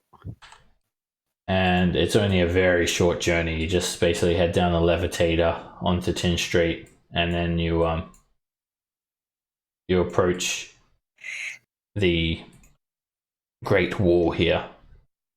And there are about 20 or so Githyanki warriors and knights of all sorts of rankage guarding the entrance. But Vishnu, he does a very good job of passing himself off as a Githyanki warrior. And you guys enter the military district of Tunarath. Oh boy. And you head towards a Githyanki barracks. Oh. I'll just mark that location on this map. The dragons are south. Alright, so you've headed like sort of this way, southeast here, into the military district. Now, the military district is vastly different than the merchant district or the district of discards, because their culture revolves around war and conquest. This is the most prevalent of all of the districts. there are military regiments stationed here of all sorts. And you see hundreds and hundreds of Githyanki, all dressed in heavy armor. Every single one of them looks so familiar with their weapon, and their prowess looks unmatched. And there are hundreds and hundreds of training Githyanki all around you. You see spellcasters, you see some riding around on red dragons, you see flying ships zoom overhead, and more of these Githyankis trouncing around on these mechanical spider-like creatures. Vishnu sort of just keeps his cool, and then finds like an alley where he like undons his armor, and then there's like 100 different Githyanki barracks here. So he just picks one, and you guys are like now out the front of this fortification. So it's all of the architecture again. It's like mismatch. You see all different sorts of configurations of these barracks, and he picks one that he thinks is probably the most easy to infiltrate. This one seems to just be surrounded by a 20-foot high wooden palisade, and the area around it's sort of like quite grassy. It looks like there's just like wild brush growing here, but all of the plants are these strange like configurations and colors, and you're sort of just hiding behind a bush, probably about 100 feet away from an entrance, and you see like there are these circular turrets stationed all around the corners of this massive barracks, and they're sort of like these wattle huts, you could say, and they're a Githyanki just sort of looking over, sort of panning the area. The entire structure itself is sort of raised up a small sort of hill, a few feet high. So you guys are with Vishnu, and your potions have worn off as well at this stage. It's been more than an hour of traversing.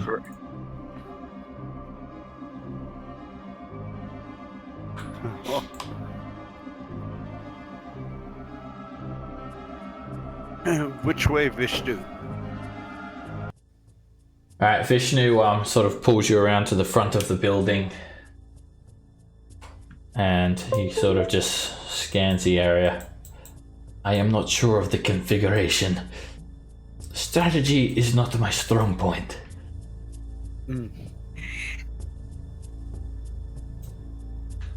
I will follow your orders. You immediately see at the entrance, like, through these massive wooden doors, the two Githyanki standing out the front watching guard. And there are like these circular turrets holding Githyanki every 30 or 40 or 50 feet around the entire building as far as you can see, although you're sort of near the front of the barracks. Well, you said to scale the northern wall, right? So Oh, we gotta go. We gotta find the teleportation. Yeah, we have to find the teleportation sigil first, or ward, whatever it was called.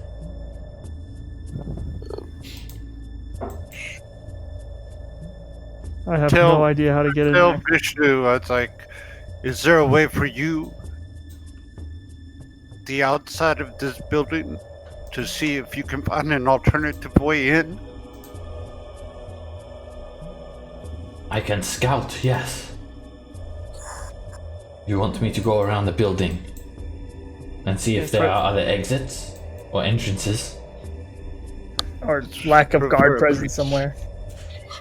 Yeah, there could be a lack of guards, or it could be, some kind of maybe a tunnel that, who knows why they would have one, but Somewhere we could get into that building, that barracks, without having to kill anyone or draw attention. yeah, drawing attention is I the am main not one. worried about killing anyone. Tyrants must not be allowed to oppress people. I will go and scout the area. If I do not come back, continue the mission without me. Presume I am dead. You must protect yourselves. I will not be able to protect you if you cannot protect yourself first. And he goes off scouting around. He's going to try and stealth around the building. Pretty good at stealthing. Yeah, he is. Alright, you guys wait for about an hour. And then he finally comes back, sort of slipping through the various brush. Meets back up with you guys. I have gone around the entire perimeter. I see only one other exit. A similarly guarded set of doors to the south. There seems to be these watchtowers all the way around the building. I do notice only one or two Githyanki warriors stationed in each one. A small force that we should be able to overwhelm if we want to make it into the castle. But approaching will not be easy. They have a good view and vantage point from the watchtower. I cannot say what is inside the building though. I cannot look beyond the walls. Hello guys, sorry about that. It's too late. Hey, miss. Looks like Math Fan was with you guys as well. Should be long Yeah, rest. Maybe Math we Fan. could. Long rest? Yeah. You're in the military district now, trying to break into a Githyanki barracks.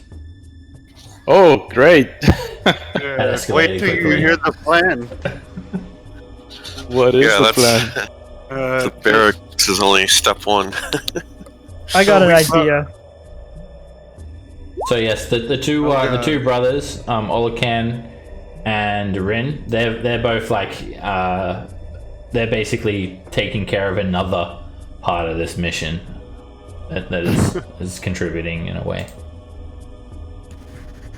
I cast So Rich. it doesn't look like we're gonna be able to get into any of these fortifications without killing.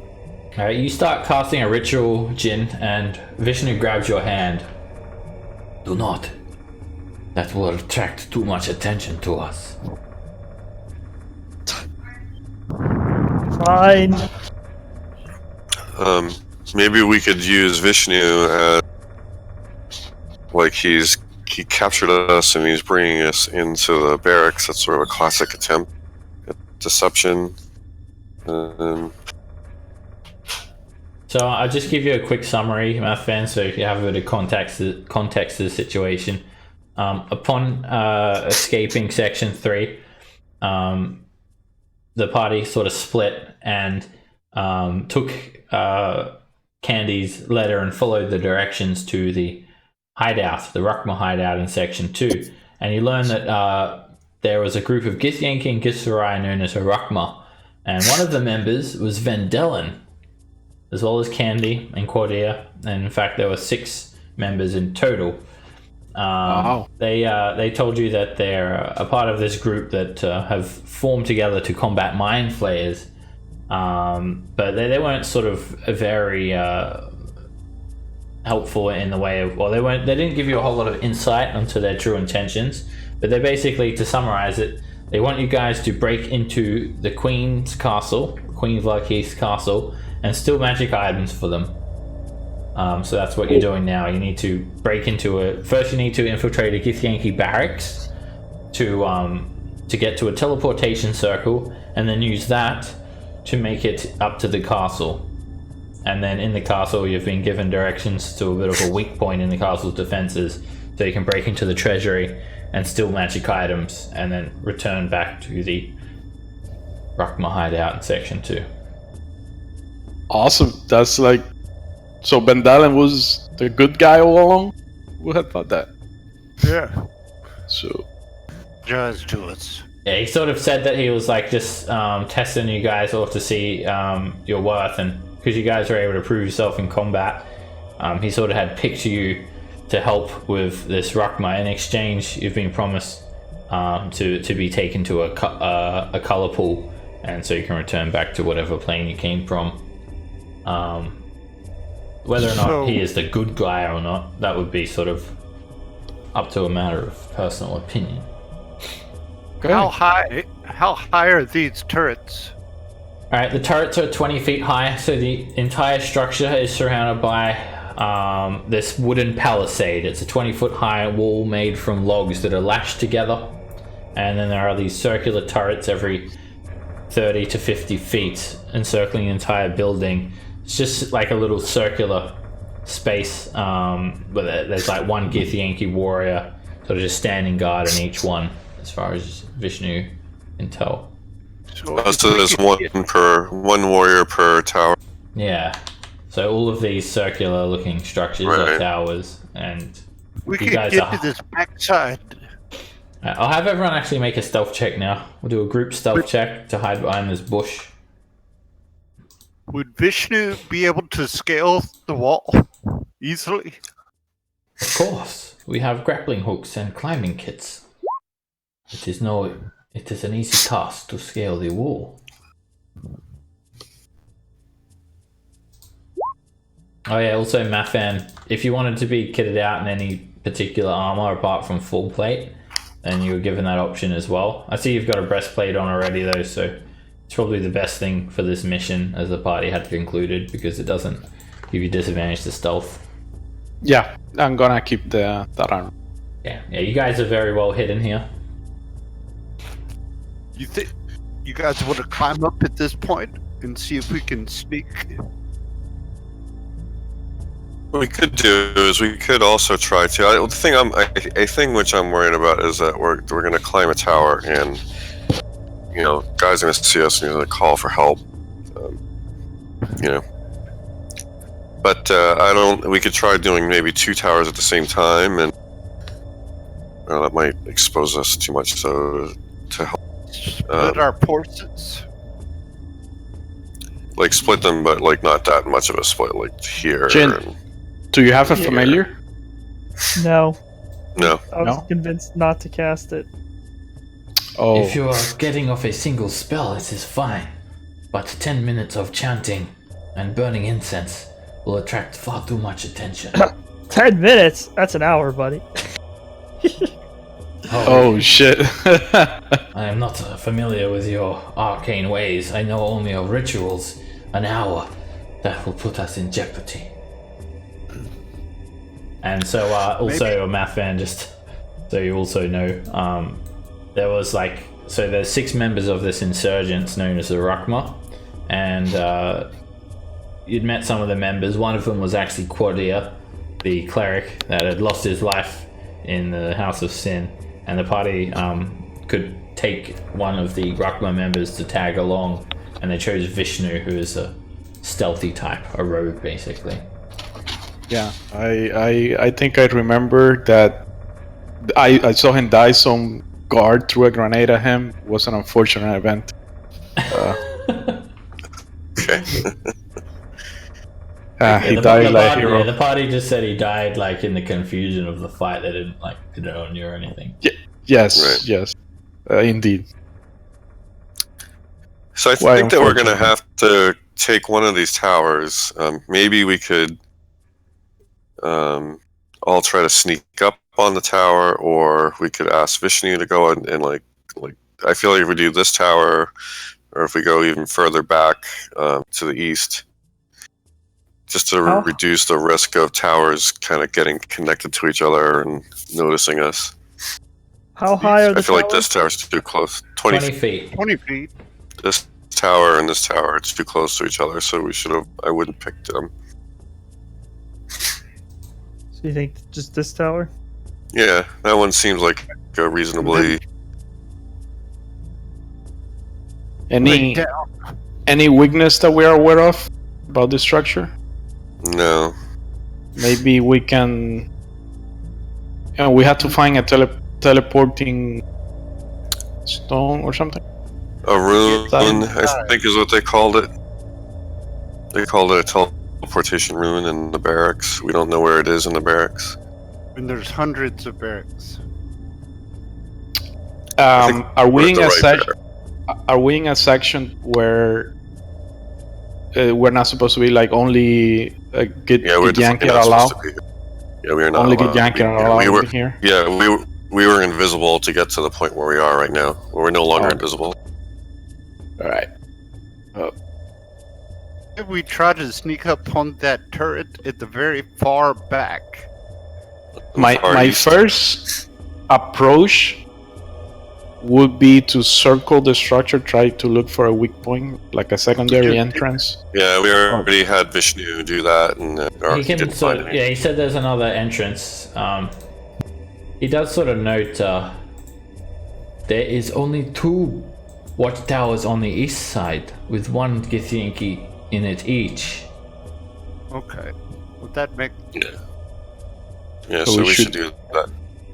northeast? Yeah, tower? we should see what the situation is on that one.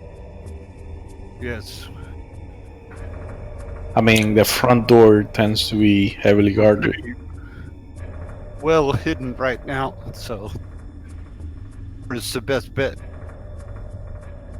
Alright, let's So go. what do we do? And- We just start heading east, hope we're not found, we're not discovered. Yes.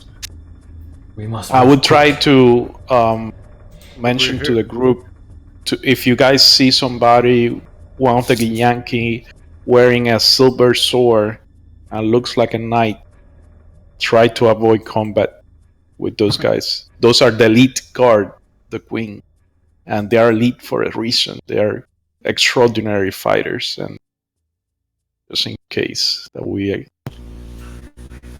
Yeah, Okay. no doubt. So y'all want to go But back? the only to thing about I don't know if we're gonna have to From my constantly. understanding, this regiment consists of almost 200 Gith warriors, 100 soldiers, 20 Gish,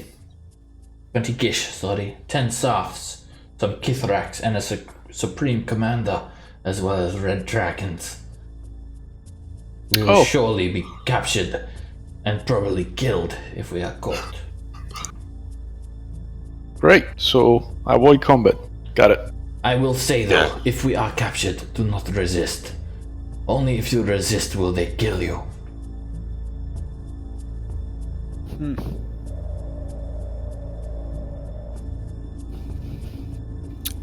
All right, so what's our plan? We're gonna go all the way to the east and hope we're not discovered on the way. go to the I like the over east. here. We can get rid of the 2. There's only 2 guards on the entire east wall. We can just kill the 2 guards. All right, well, let's do it. Yeah, I must go quick. Vishnu. It's Vishnu. You want to lead the way? I see a bush on the east side that looks like some place we can hide. Alright, yeah, he quickly runs from one bush to the other, and if you guys follow, make a stealth check. Another one? Yep. I'm gonna give guidance to myself on this one. Okay. Ooh. Look at that. 13. Damn it.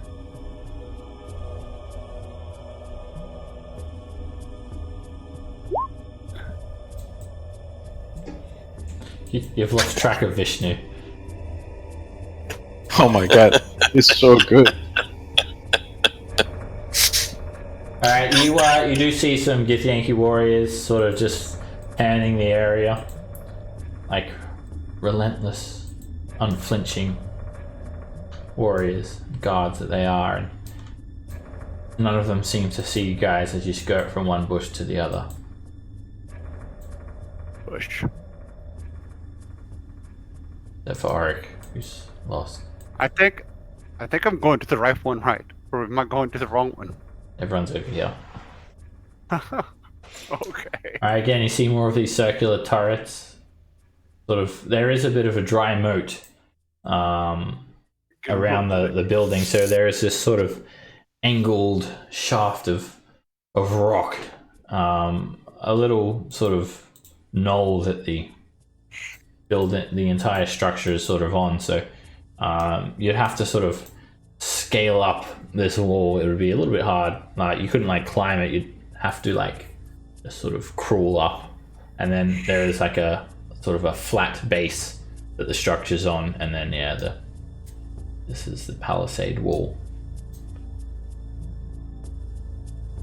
What's our plan? Are we gonna just go after this one turret?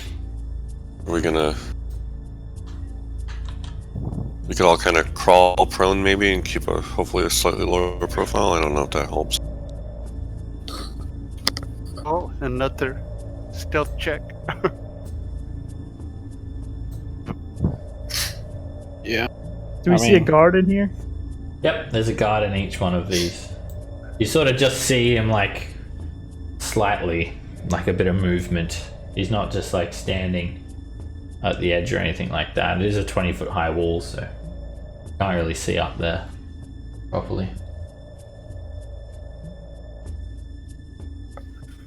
Okay. Well, I could actually potentially. Well, how far? This is actually all pretty far, but I could throw a hand axe here or something, and maybe try to do some rocks or something, and try to do some kind of small diversion while we run up on this side.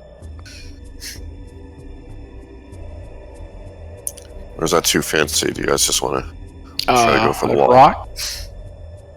Yeah, just try to get this gift. There's a gift here. Try to get his attention away from this part of the wall, and then while he's presumably checking out what's happening over here, we're climbing this wall here and sneaking up on him. And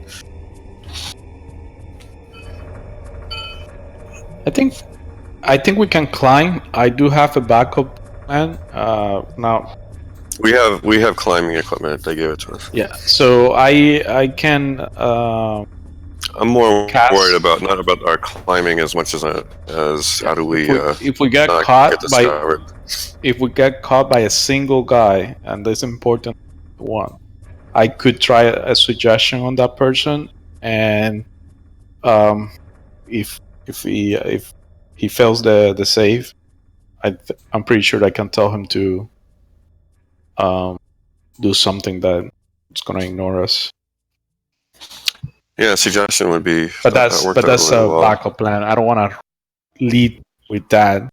That's just like in case we get caught.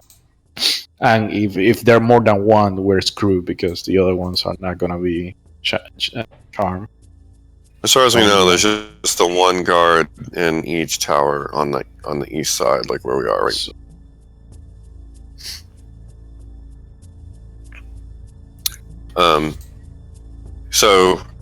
So right, we're either gonna try to go up the wall without a diversion or do some kind of small diversion.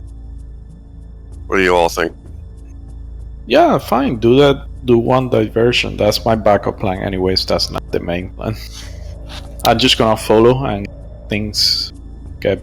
If we get caught by one of them, I'm gonna try a suggestion. Everyone could. Yeah. So I'm gonna just look around for like a good, semi-decent fist-sized rock, and try to throw it roughly over here. There are hundreds of random jagged pieces of I rocks figured. all about. And then, so the plan here, guys, is I'll like count to 3. I'll throw it. We'll try to see if that catches his attention. If he seems like he's looking that way, then we run like crazy for the ditch and try to hide underneath it.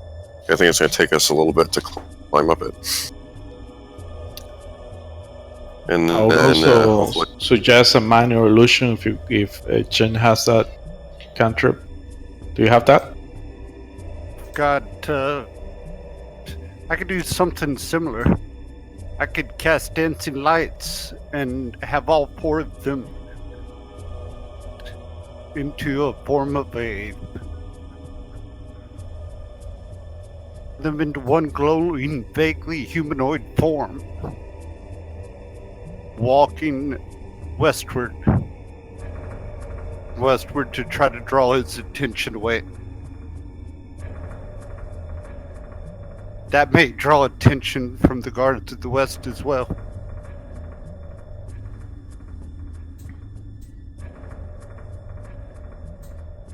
So let's make a decision here. And we want them looking eastward, we want them looking over this way, right? Okay. Not this way. Okay. Well, how many feet is it from where we are to the base of the... Let's see. Looks like it's Okay. And I can cast it. It'll go 120 feet. Oh yes. So yeah, you have plenty of capability there. So do y'all want to do that? Yeah, I like that as it plan. makes its way, we make a run for the turret. Yeah, we make a run for the turret, and we should just know that when we do that, we're going to be slowed by this ditch here. The ditch is going to slow us, and then when we get here, we can hug the wall and then climb it. Okay. Well, then I'm going to cast that cantrip. All right. And I'll put it somewhere over here, and I will have the 4 globes join into one. Alrighty. Figure. You cast dancing lights, and the 4 lights sort of swirl around, and then this like glowing humanoid shape appears and just sort of hovers there. And this does attract the attention of the Githyanki warrior.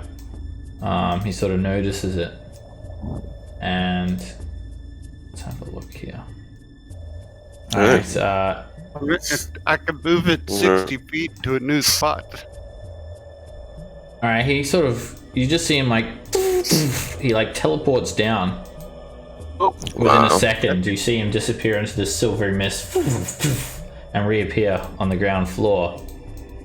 And he draws his great sword, and you hear him just like, What is he saying? I speak good. old man, you're not meant to be here. You're coming with me. And then he tries to grab him, his hand just sort of passes through him. And then you see him like draw his great sword and start swinging, like within an instant starts swinging at the glowing figure.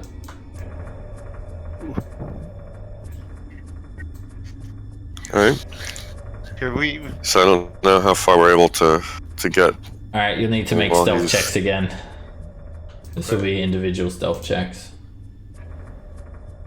instead of a group stealth check. Giving myself guidance for that. If you cast guidance, you'll give yourself away instantly. Oh, okay. Actually, I think if it has verbal, does it have verbal components? Does it? Let me have a look. Yeah, it does.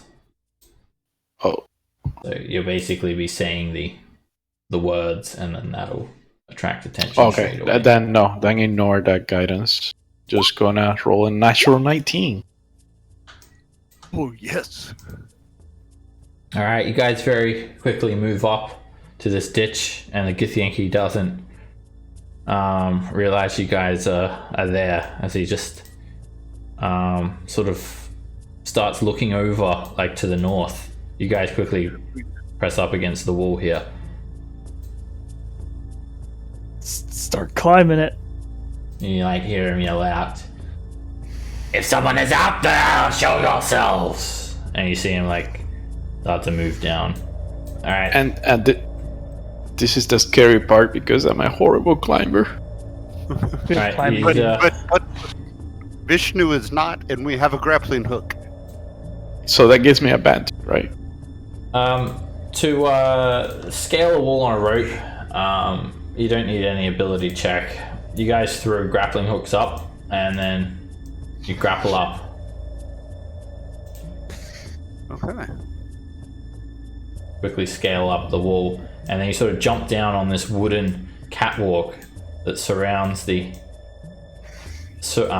area. All right, so you see a large hut here, and you see it sort of has like a slanted roof, so it sort of angles upwards, and it seems to have like an opening in the center of it. There is a bit of smoke billowing out of a chimney, and on top of another chimney is a large red dragon, fully grown adult dragon. He's sort of curled up like he's resting. Avoid that. Right. Dear Lord. Can I go pet it? immediately there's like you see a Githyanki warrior like over in this direction. There's a 20-foot drop down. You see wooden ladders leading down to this soft packed earth which constitutes the ground. It's kind of muddy and there are like footprints and trails all through the mud. And there's also a Githyanki warrior over here. So you guys will need to make another stealth check. Oh, Jesus. This is gonna be great. One of these days. Damn. Vishnu is out. No! 17! Rolling well. Stealth on point. Alrighty. You guys quickly put your back up against the walls, and the Githyanki warriors in the surrounding turrets don't seem to notice you. As for the dragon, he's a fully grown red dragon. You see he has these dull red scales, his massive wings are sort of wrapped around him, his tail is curled up, and you just see him like, you can hear him snoring, and as he breathes out, these tufts of smoke sort of wash out of his nostrils. And he just sort of like opens one eye and looks like right at you guys. And then he closes his eye again. Ah, that was close.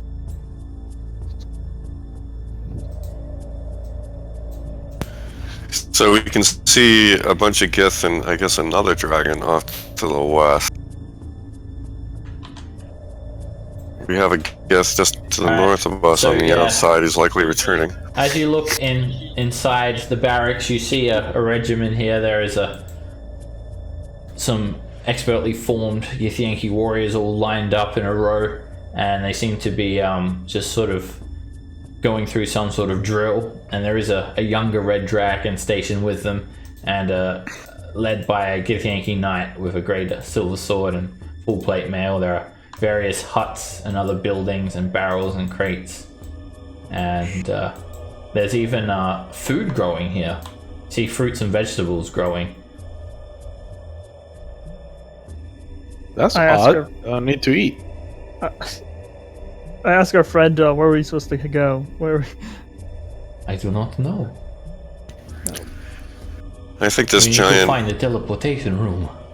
yeah, this big thing in the center seems like a likely candidate. Is there any windows or anything in there? You can't see. There's no windows along the side of the building. No, the entire structure seems to be made of stone with a straw roof. What is the drop here? 20 feet. 20 feet. Yeah, and the top of this building goes up 30 feet. It seems to have like a rectangular opening in the center of this building, but you can't see in it because of the elevation. Can we just drop a grappling hook down, slide Yeah, down? we had to drop right now. The guy's gonna come back Yeah. to his post. We had to drop the grappling hook on the other side of the wall. Alright, you could guys quickly pull up your ropes and then drop them down the other side. And what are we gonna do with the ropes later on? Do you have mage hand? Take them back? Yeah. Well, it's only 10 feet, but I can we can. I can get them back. And Vishnu Right. uses this like light telekinesis. You just see him like look up, and the grappling hook takes itself off the landing and it just floats down onto the ground. He seems to do it with his mind. Awesome. This guy's very useful. Can you kill an adult dragon in his sleep?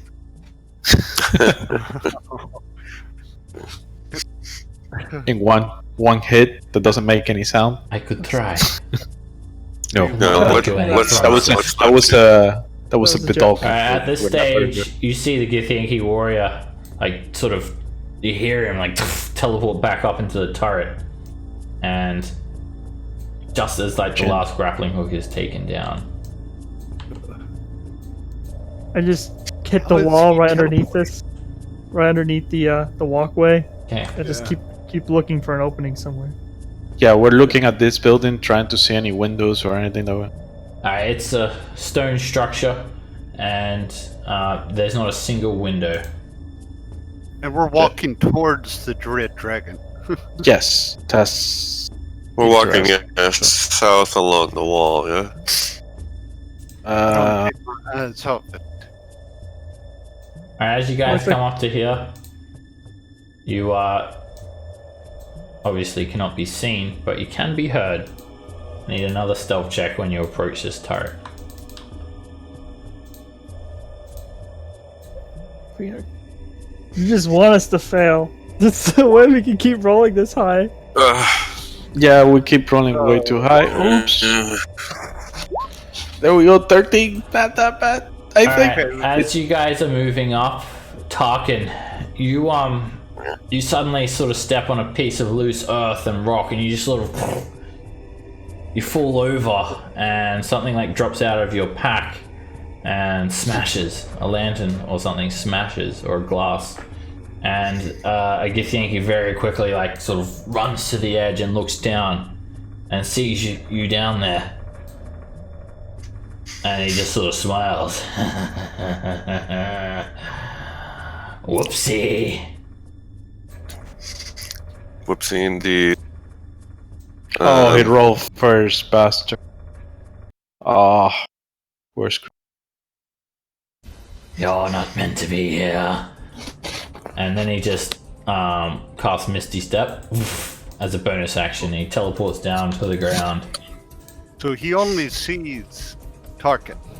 Oh, now he sees everybody. Oh yeah, he sees everyone. Yeah, he saw everyone, yeah. Yeah, he literally like teleports right down next to Math Van.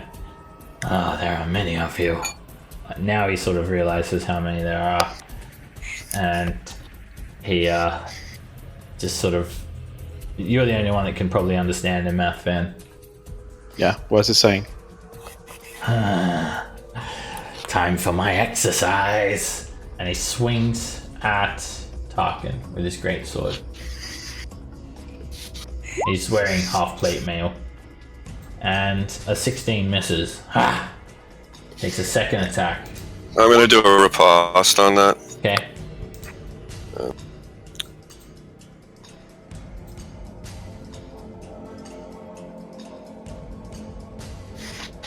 As he swings his greatsword and sort of leaves a bit of an opening, you lunge at him with your rapier, but he's quick to interpose his armor, and the tip of your rapier just bounces straight off his half plate. And then he just, with the pommel of his greatsword, just smashes you in the face. And as he hits you, you just feel this like psychic energy sort of flood your mind, and you hit for 17 points of damage. Dear Lord. Wait, you're hit? 23 hits, yeah. Oh, he attacked again. I was like, oh, damn. Yeah. 17 points of damage. And you're up, Tarkin. Alright, I'm going to attack him with my... I'll do a rapier attack first. That hits. And, oh, I'm sorry, that should just be the done. Alright, you hit him for 9 points of damage. And then I will hit him. I'll take that superiority thing off. And then I'll also attack him with the Warhammer. And a natural one is a miss. And that's it for me. Jin.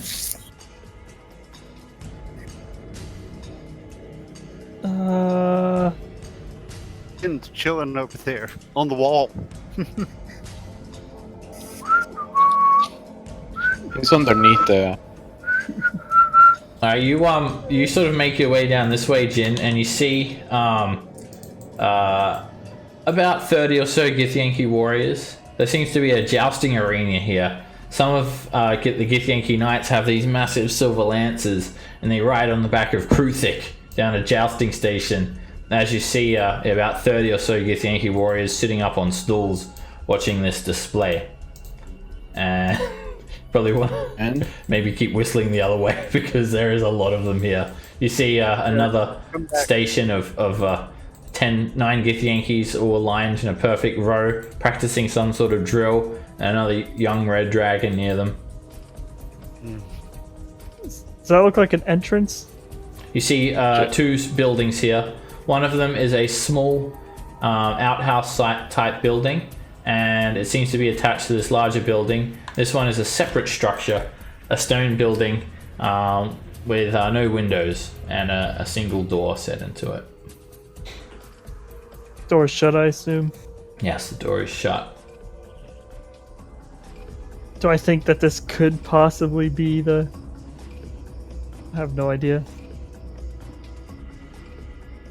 I'm gonna whistle back. I'm not even. I'm just gonna stealth. Okay. Well, you're still hidden from. Oh yeah, you can make another stealth check. You're not really hidden from this guy, so. As my action, I'm gonna try to hide. All right, you sort of duck up against the wall.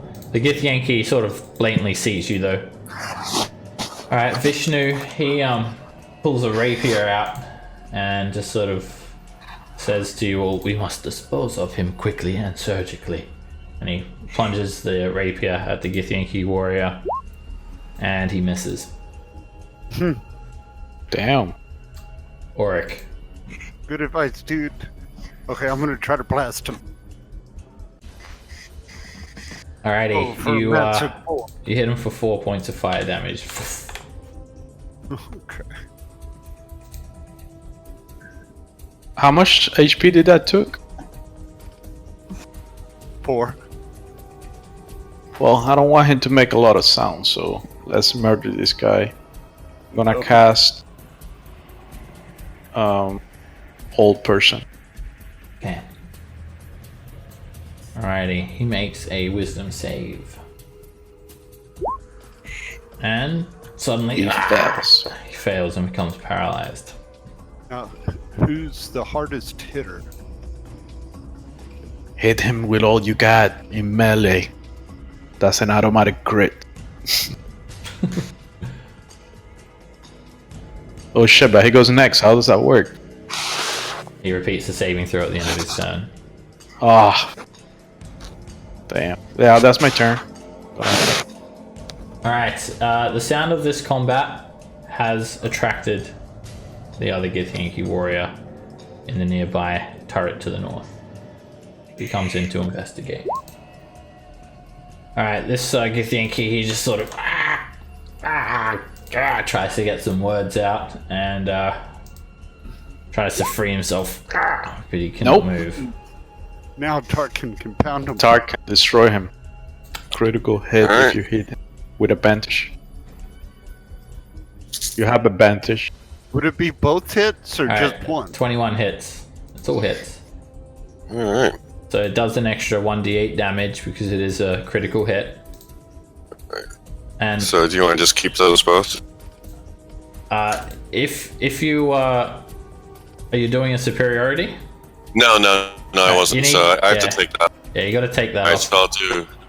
Yeah, I will. Alright, So so I'll you hit do him for 9 another points of piercing damage. Yep, plus it's a crit, so it's another d8.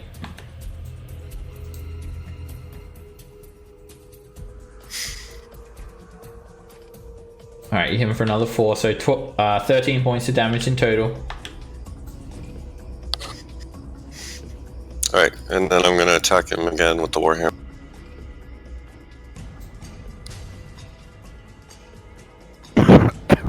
And a 17 hits. Oh. It's another crit. Sure is. You'll get an extra d8 damage on that as well.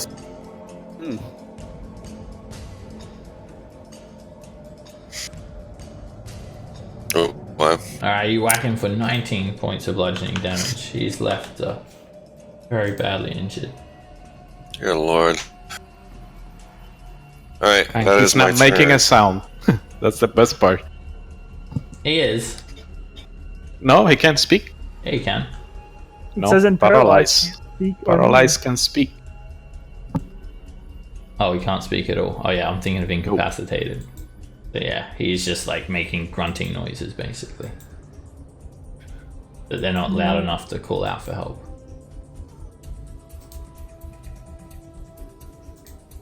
I'm gonna stab at him with a rapier. That hits. And you just whip over their chin, drive the rapier straight through his neck. Blood just bubbles out of his mouth. Quickly, let's try to the body. Yeah, I drag it underneath the railing. Loop. Yeah, you how much movement do you have left? 5 feet. I can. Oh, I see it. You're right. I can't move at all. He's too I move heavy for away, you at to least. move at full speed. Alrighty, this Githyanki warrior Misty steps down and he sort of sees you all there. And he is going to call out, "Yo, I need backup!" And he like yells out into this direction. The red dragon sort of opens his eye again. And he's just like watching you guys, with his head sort of perched down, wrapped around his arms. And then that was his bonus action. And then he dashes up to Auric with his action. Oh, great.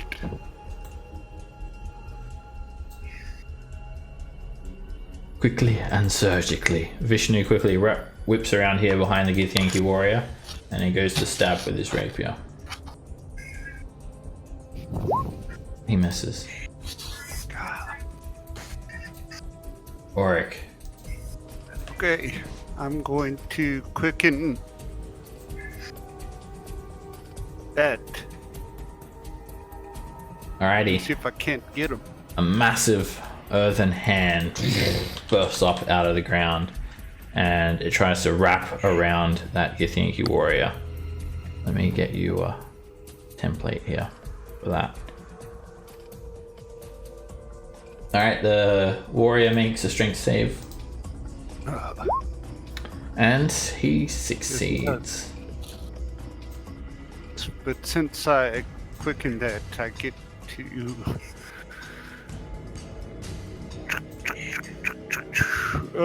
let's see.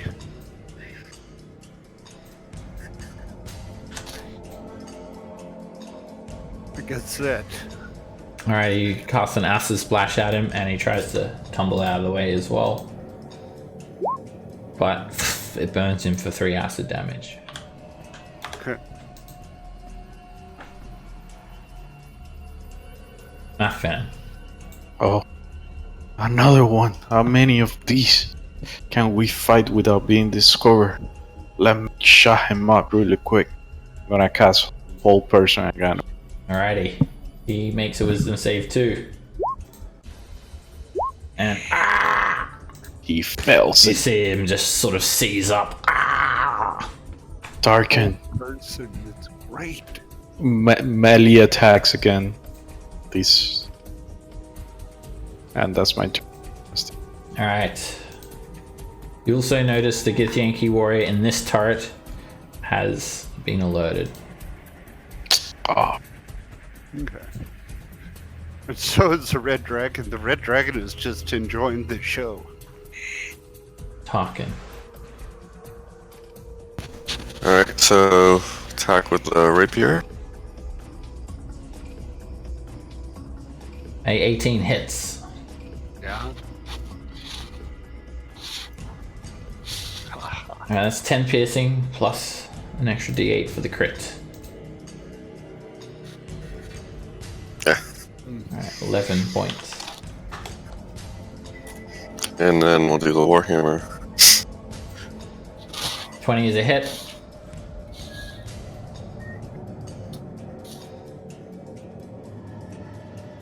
For 6. What's a d8? an extra D8. 11 points of damage. Also, dexterity spells are automatically fell on. By the way, guys.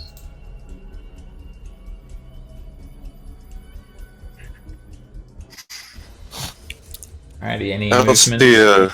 I don't, no. Oh, there it is. That's my turn, yeah. Yeah, I'm going to just stay right.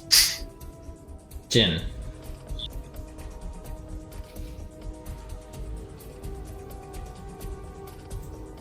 Try stabbing with the rapier again. An 18 hits. 6 plus another d8. 7 points of damage. Tries to break the spell. And Does. at the end That's of his his turn, action, though. It's not his action, but it just happens at the end of his turn. Oh, okay. Basically, same thing. Okay, dude. Come on. Please stay still. This will not hurt much. And he hits. For 27 points. He just drives the rapier surgically straight into his heart. Kills him instantly. Holy shit. And then he just quickly moves up to here. 30 feet. I will cover this one. Okay. This Gith Yankee warrior, he dashes up to here 60 feet. And then he sort of looks down.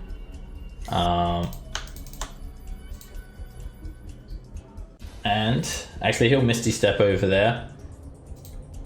And then he just looks like he's ready. He takes the dodge action. Doesn't like just jump down into everyone yet. Oric. Oh, but he's not down here.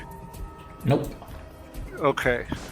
Then I will take the dodge action myself Okay. and wait.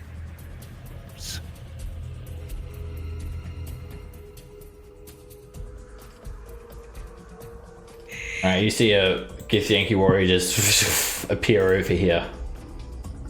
To the north. Just forming quickly from this swirling silvery mist. Teleports in. Math fan. Is he on top of the wall? Yes. This guy?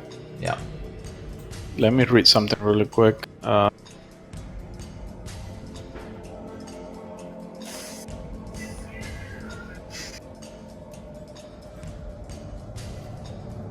Ah, shit. Basically, the command spell, if it's harmful to it, it would fail, right? Yeah, you can't ask Like him, if I tell him to approach and there's a gap, I mean, he would fall into the Yes. fail. That So would be that will harmful. fail automatically. Yeah, he'd probably like... Yeah, that would... Okay, so gonna peek in here. And can I see him? Yep. You can see a bit of him, so... He's got 3/4 So- cover. That's not gonna be a problem. As long as I can see him, I'm gonna cast Toll the Dead. Okay. Him. For 2, his has not been damaged. Alright, you cast Toll of the Dead and you just hear this loud bell. Gong! Oh shit, that's what it does? Ring out. Yes. Oh. And the red dragon opens his other eye, sort of perches his head up a little bit. Breathes out a big tuft of smoke. Oh shit, I thought it was like a mental bell. I didn't know it was an It's actual not like bell. super loud, but Okay. yeah, it's not gonna like alert the whole barracks by any means. And there's a lot of cheering and stuff going on. You think it's only in the near vicinity. It was like loud enough to sort of cause this dragon to wake up a little bit more, though. Oh shit. I'm gonna go back into this and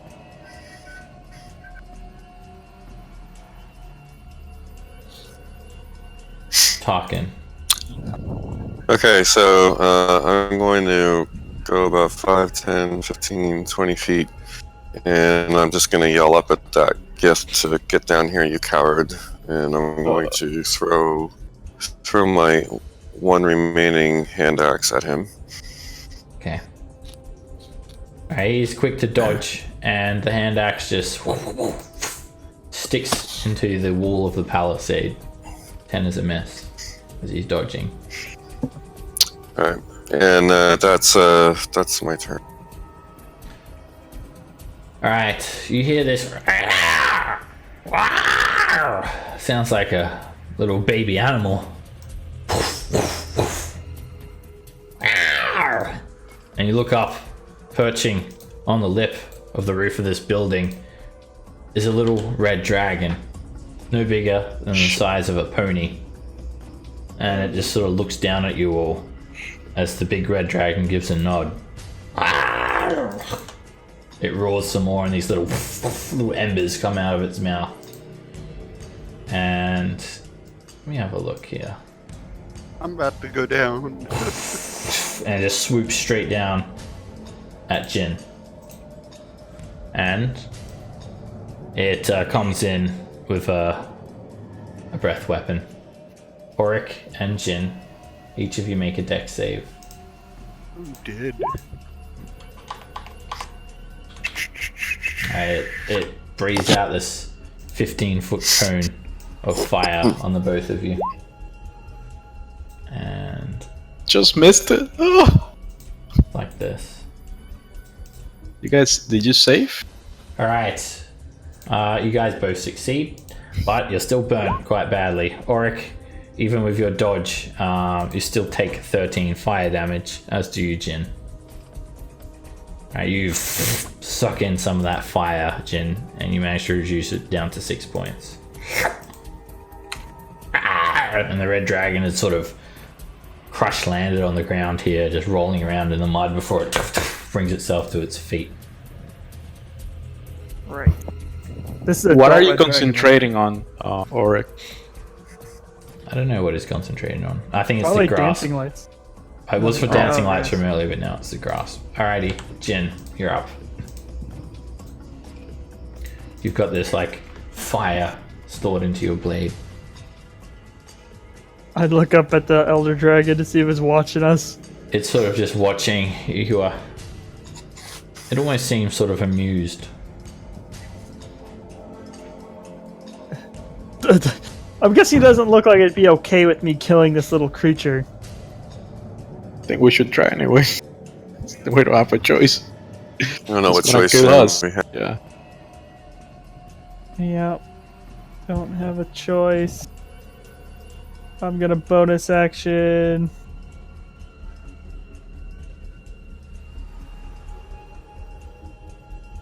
Alright, Shadow Blade goes up.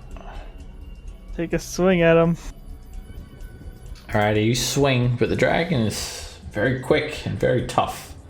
13 bounces straight off his dragon scales. Alright. And I will end my turn here. Alright, Vishnu sort of moves up a little bit more, and he casts a spell on the Githyanki warrior to the north.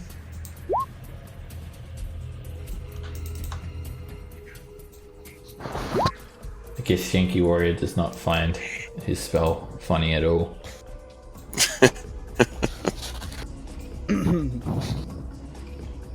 Alright, this one now he just disappears. Gone with a puff of smoke. And you find him immediately behind you, Tarkin. Damn it.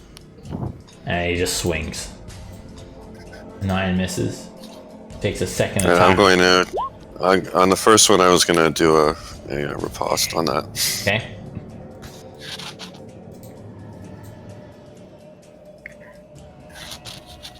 You riposte him, but he's too quick and quickly Yeah. just blocks your 10. And then he comes back around behind you, Tarkin. Ends his turn there. Auric. Beats both of them. Okay. Well, first of all, I'm gonna get away from this dragon somewhat. I'm gonna move this hand. Wait, Paul, do you mind going on push to talk, please? Getting a lot of background noise I'm sorry. constantly coming from your mic. Thanks. That's mine. No, it's Paul's. Alrighty. I'm gonna try. That dragon's probably got like a 25 strength or something, but I'll go ahead and try to. The hand that I'm concentrating on. Okay. It tries to grab the wormling, and you grab it. Oh, okay. So it's restrained, and you do some damage, right? Alright. You crush it for 6 bludgeoning damage. Just squeezes the dragon's wings together. Alright, you see the Githyanki warrior to the north teleport next to Vishnu and just comes in swinging. Hits Vishnu Wow. with a hefty blow, sort of teleports down with the pommel of his greatsword in Vishnu's nose. You hear a crack. 7 slashing damage and 15 psychic. Vishnu takes a hefty blow. Vishnu will, however, actually sort of use his momentum to uncanny dodge it and reduce that damage by what's that? By 11. Okay, and then the Githyanki warrior takes a second attack, and Vishnu is able to duck underneath that swing. Man, they hit like a trap. Indeed they do. Yeah. You're up, my fan. Well, has been working so far, so why not do it again? Hold person on the one attacking Tarkan. Alrighty. 1 second. And that's my last one of the day, guys. He And he is able to yeah, he resist that. succeeded. That's my... I'll move a little bit here. That's my turn. Talking. Okay. Gonna go for the rapier.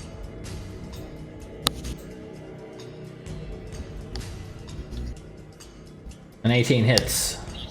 Alright, I'm also gonna attempt to disarm him.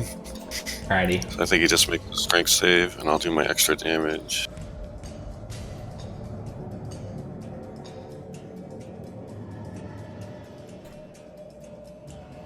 Alright, you hit him for 10 points of damage, and you sort of just whip the rapier around and you diffuse the weapon from his hand. Awesome. Alright, and then I will attack him with the Warhammer. A 10 is a miss. Alright, and I'm just gonna kind of kick his sword behind me. Okay. You kick it, and it just sort of slides along the ground through the mud. You can kick it like 20 feet away from him. There.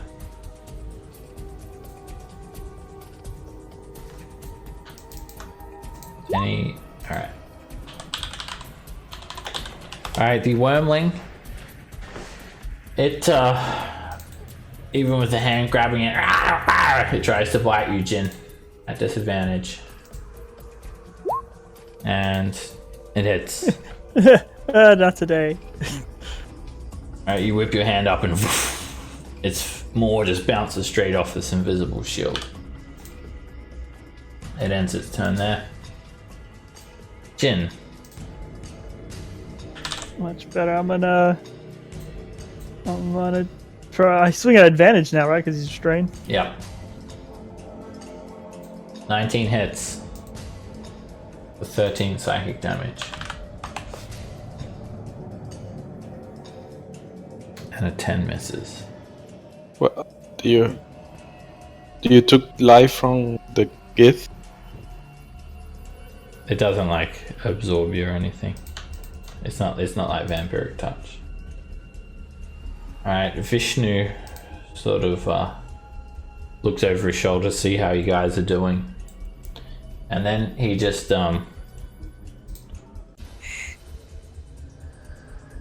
he's gonna cast Hideous Laughter again on the Githyanki warrior. And he succeeds. And these guys are rolling well. Vishnu will bonus action to disengage, and he'll run back here. You can help yourself. Good. This Githyanki warrior sort of swears at you, Tarkin. Says something, and then he just disappears behind you, picking up his sword. And then he runs at you from behind, swings his great sword, and he hits. This sharp pain splits through your mind as you feel his attacks preceded by psychic energy. You take 13 points of damage, twists his greave into the ground, shifts, moves over, and then comes in with a hefty swing at Auric, fighting 2 people at once. 12 misses though. Man, these things are dangerous. Mud flicks up all over your face in this brutal battle. Auric. I'm going. I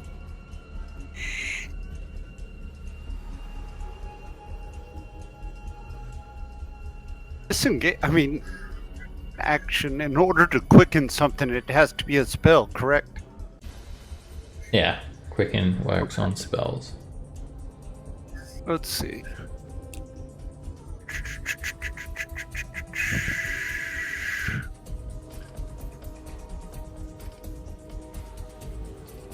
I'm going to quicken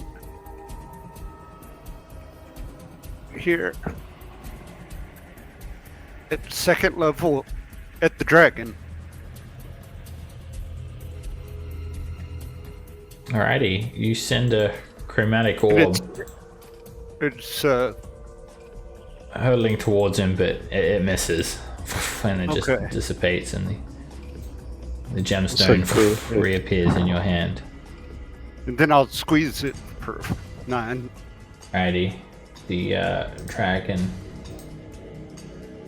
He managed to sort of press his wings out, and the hand cannot press hard enough to cause any damage.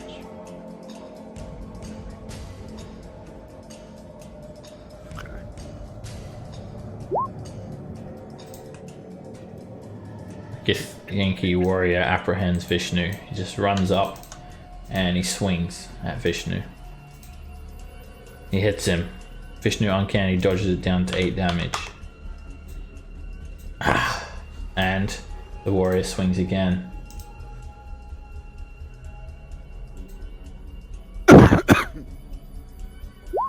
Misses. And Vishnu thinks he's got him right where he wants him, but he doesn't. The Githyanki warrior then quickly misty steps away as a bonus action. Math fan. Alright, so things are going really bad right now. I am going to cast Command, the Gith attacking target.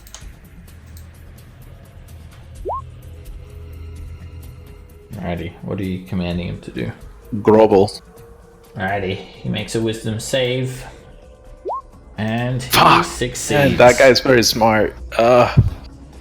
Yes, I am going to step back here.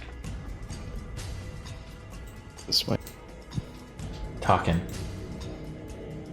Okay, so I'm going to do an action surge. So I'll use that up. And so I'm going to get my 2 attacks plus my bonus. So I will start with a rapier. Hold on. 7 is a miss. Of course it is, yeah. Alright, Warhammer.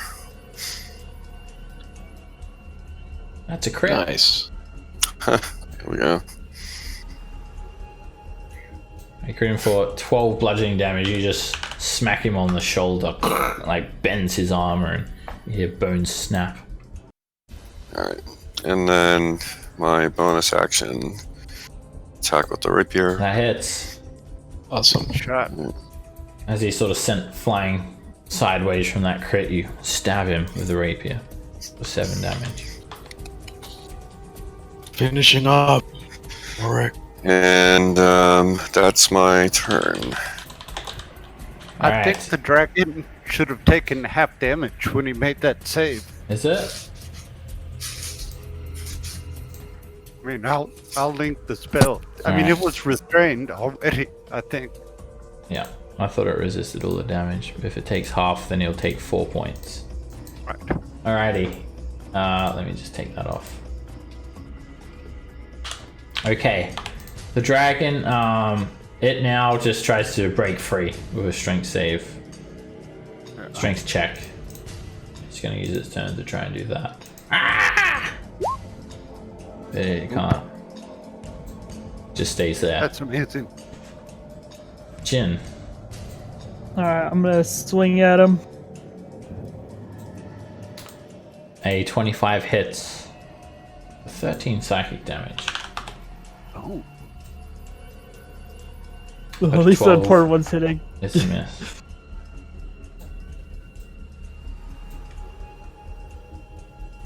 Alright, Vishnu is going to sort of turn to you, Jin. We must goad this other one closer to expose his weaknesses. But first. And then he just turns around to the dragon and he swings. Crit. Well, doesn't crit, but he hits with sneak attack for 25 points of damage. Guy. This causes the red dragon to really perch up now, and it sort of yells in this booming voice, "Enough of this!" But the Githyanki warriors, they don't seem like concerned by it. I think we should stop attacking its youngling. Alright, the warrior swings back at you, Tarkin. You can see he's tired but relentless, and he hits you and knocks you out unconscious onto the ground. Then he quickly turns to Auric and swings, but misses you, Auric. It's amazing. And Finishing up. he's gonna move around here. Auric. Okay, he would not get an OP attack on me from there, right? Or Yeah, he's in melee with you still. You move away from him, yeah, Engage. he'll attack. I want to disengage from him. Okay. I'm gonna walk over to the dragon, and I'm gonna look at the big dragon. In Draconic, we'll spare this one if you spare us. Great. Alright. You, With my dagger and my hand having it grappled. Alright, you can make a persuasion check. And I think you have advantage, right? To converse with dragons? I don't know, but If you have, do you have draconic ancestry? As you're a draconic sorcerer. Alright. The red dragon, he looks mightily impressed of your use of draconic.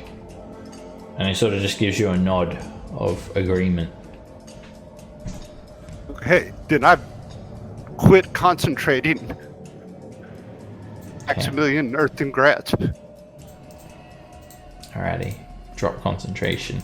And Red dragon, the dragon flaps of its wings. boost You'll have to see. towards its mother or father. Yeah, you'll have to see. Every round is only 6 seconds, so only so much can happen. You'll have to just see what happens as time progresses. The hand's not there, Yeah. It vanishes. so that's good. It's just out of existence right now. Alrighty, this Githyanki warrior runs at Vishnu again. Charges. And swings. He misses. Swings again. Stay still! Vishnu's very quick just to dodge all the attacks. Mathan. Now I'm panicking, and actually I'm gonna face this guy. I'm not panicking. I'm a courageous cleric. I'm gonna go over here and cure wounds on Tarkin. 5. I'm gonna square off against this guy, ready for the blow. Alrighty, Tarkin, you come into consciousness with Mathan quickly hovering over you. Just as you open your eyes, you see him turn back away from you and face this Githyanki warrior. There's like still the little bit of residual glowing light left from the healing spell as you open your eyes. Wow, can I take a move now, or do I Yeah. have to? So to stand Oh, up, wow. it costs half your movement. Okay.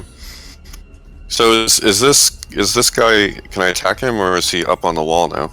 He's down still. He's underneath. Oh, is No he? one's Okay. up on the wall. Okay. I'm going to. Yeah, I'll go up to him, and I'm just going to. He seems like he's taken some hits. He's breathing really heavily, and it's like green blood Yeah. trailing down the side of his mouth. Alright, so I'm gonna go after him with the rapier. That hits. And I think I'm gonna also try to trip him. Okay. The main reason is so I can do this, but Alrighty, another 4 points of damage. You lunge at his leg. with the Oh my rapier. god, so close. But he doesn't budge. You miss Okay. the leg. yeah. Alright, and then I'll try to take him out with this warhammer. How close did we hits. get? Alright, and Alright, he smirks as you try to like thrust at his leg with a rapier. Quickly moves his leg back, and the tip of your rapier sort of slides off the side of his greave. And then he just comes in with his greatsword to swing at you, and then you just like bring it up and just smash him in the chin. And it just like breaks his jaw and snaps his neck at the same time. And then he just sort of slumps on you with his eyes rolled back in his head. thank you, Math Fan. You're welcome, but I have to warn you, my energy is running short for the day. Okay. This is I'm going to move up to here. All right, that'll be my turn. Alright, this red dragon with its wings sort of cut, it sort of roars a little bit more. And Can I speak to it on its turn? no. You've already done sort of what you could. Alright, it looks like it's like going to unleash its breath weapon. And it just like turns to you, Auric, and unleashes just a gout of smoke over your face. New fire comes out. It roars some more, and then flies back up to the perch, provoking from Vishnu, Auric, and Jin. Do it. I don't take it. I Vishnu put my doesn't hands attack on. either. Yeah. Do not attack. It has learned its lesson. Nettles up to the great worm. Jin. Meanwhile, we've still got one Githyanki warrior to contend with. Yeah, I'm gonna swing my shadow blade at him. 12, And the miss. 11 misses. He just blocked both attacks. Lightning quick accuracy. Surgically. Vishnu thrusts with the rapier and hits for 23 points of damage. He Okay. hits all. Amazing. Can we keep him? We gotta heal him. Auric. Okay.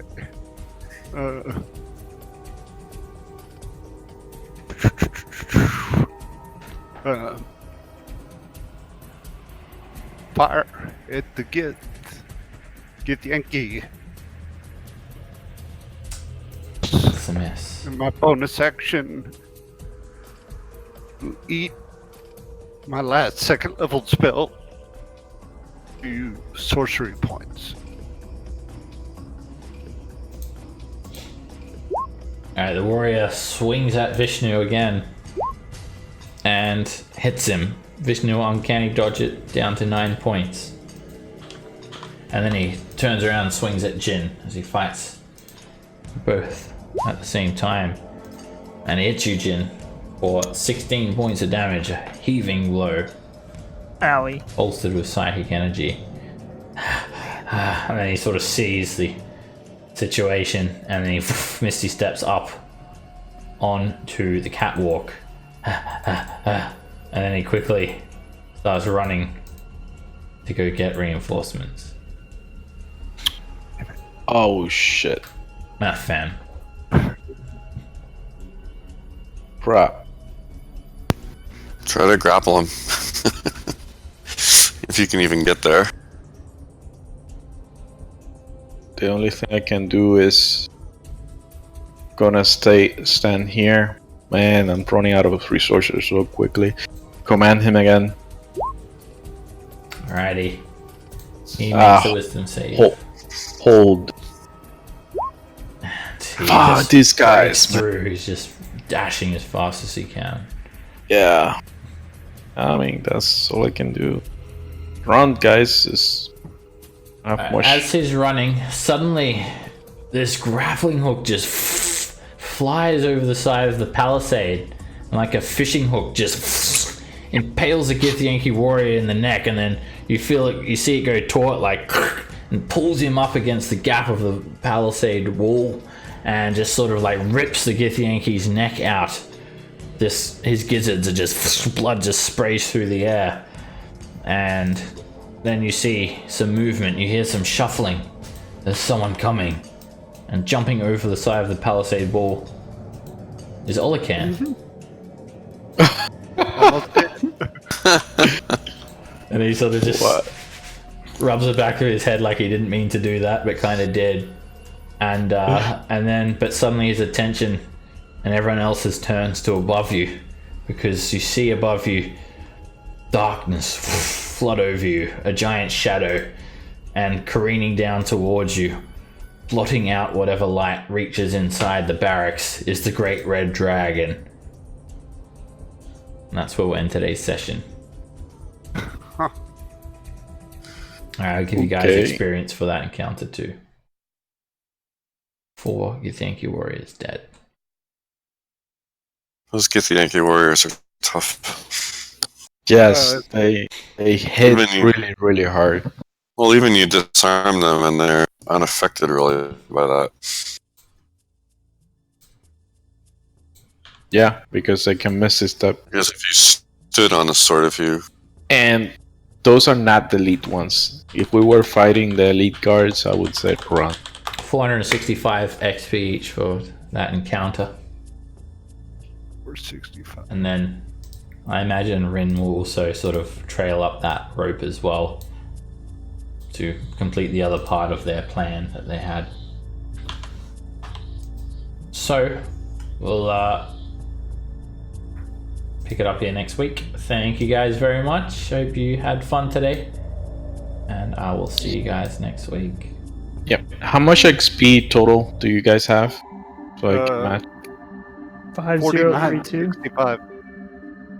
What was that? 49. Sit here. I'll type it. I have 5032. I have a different number.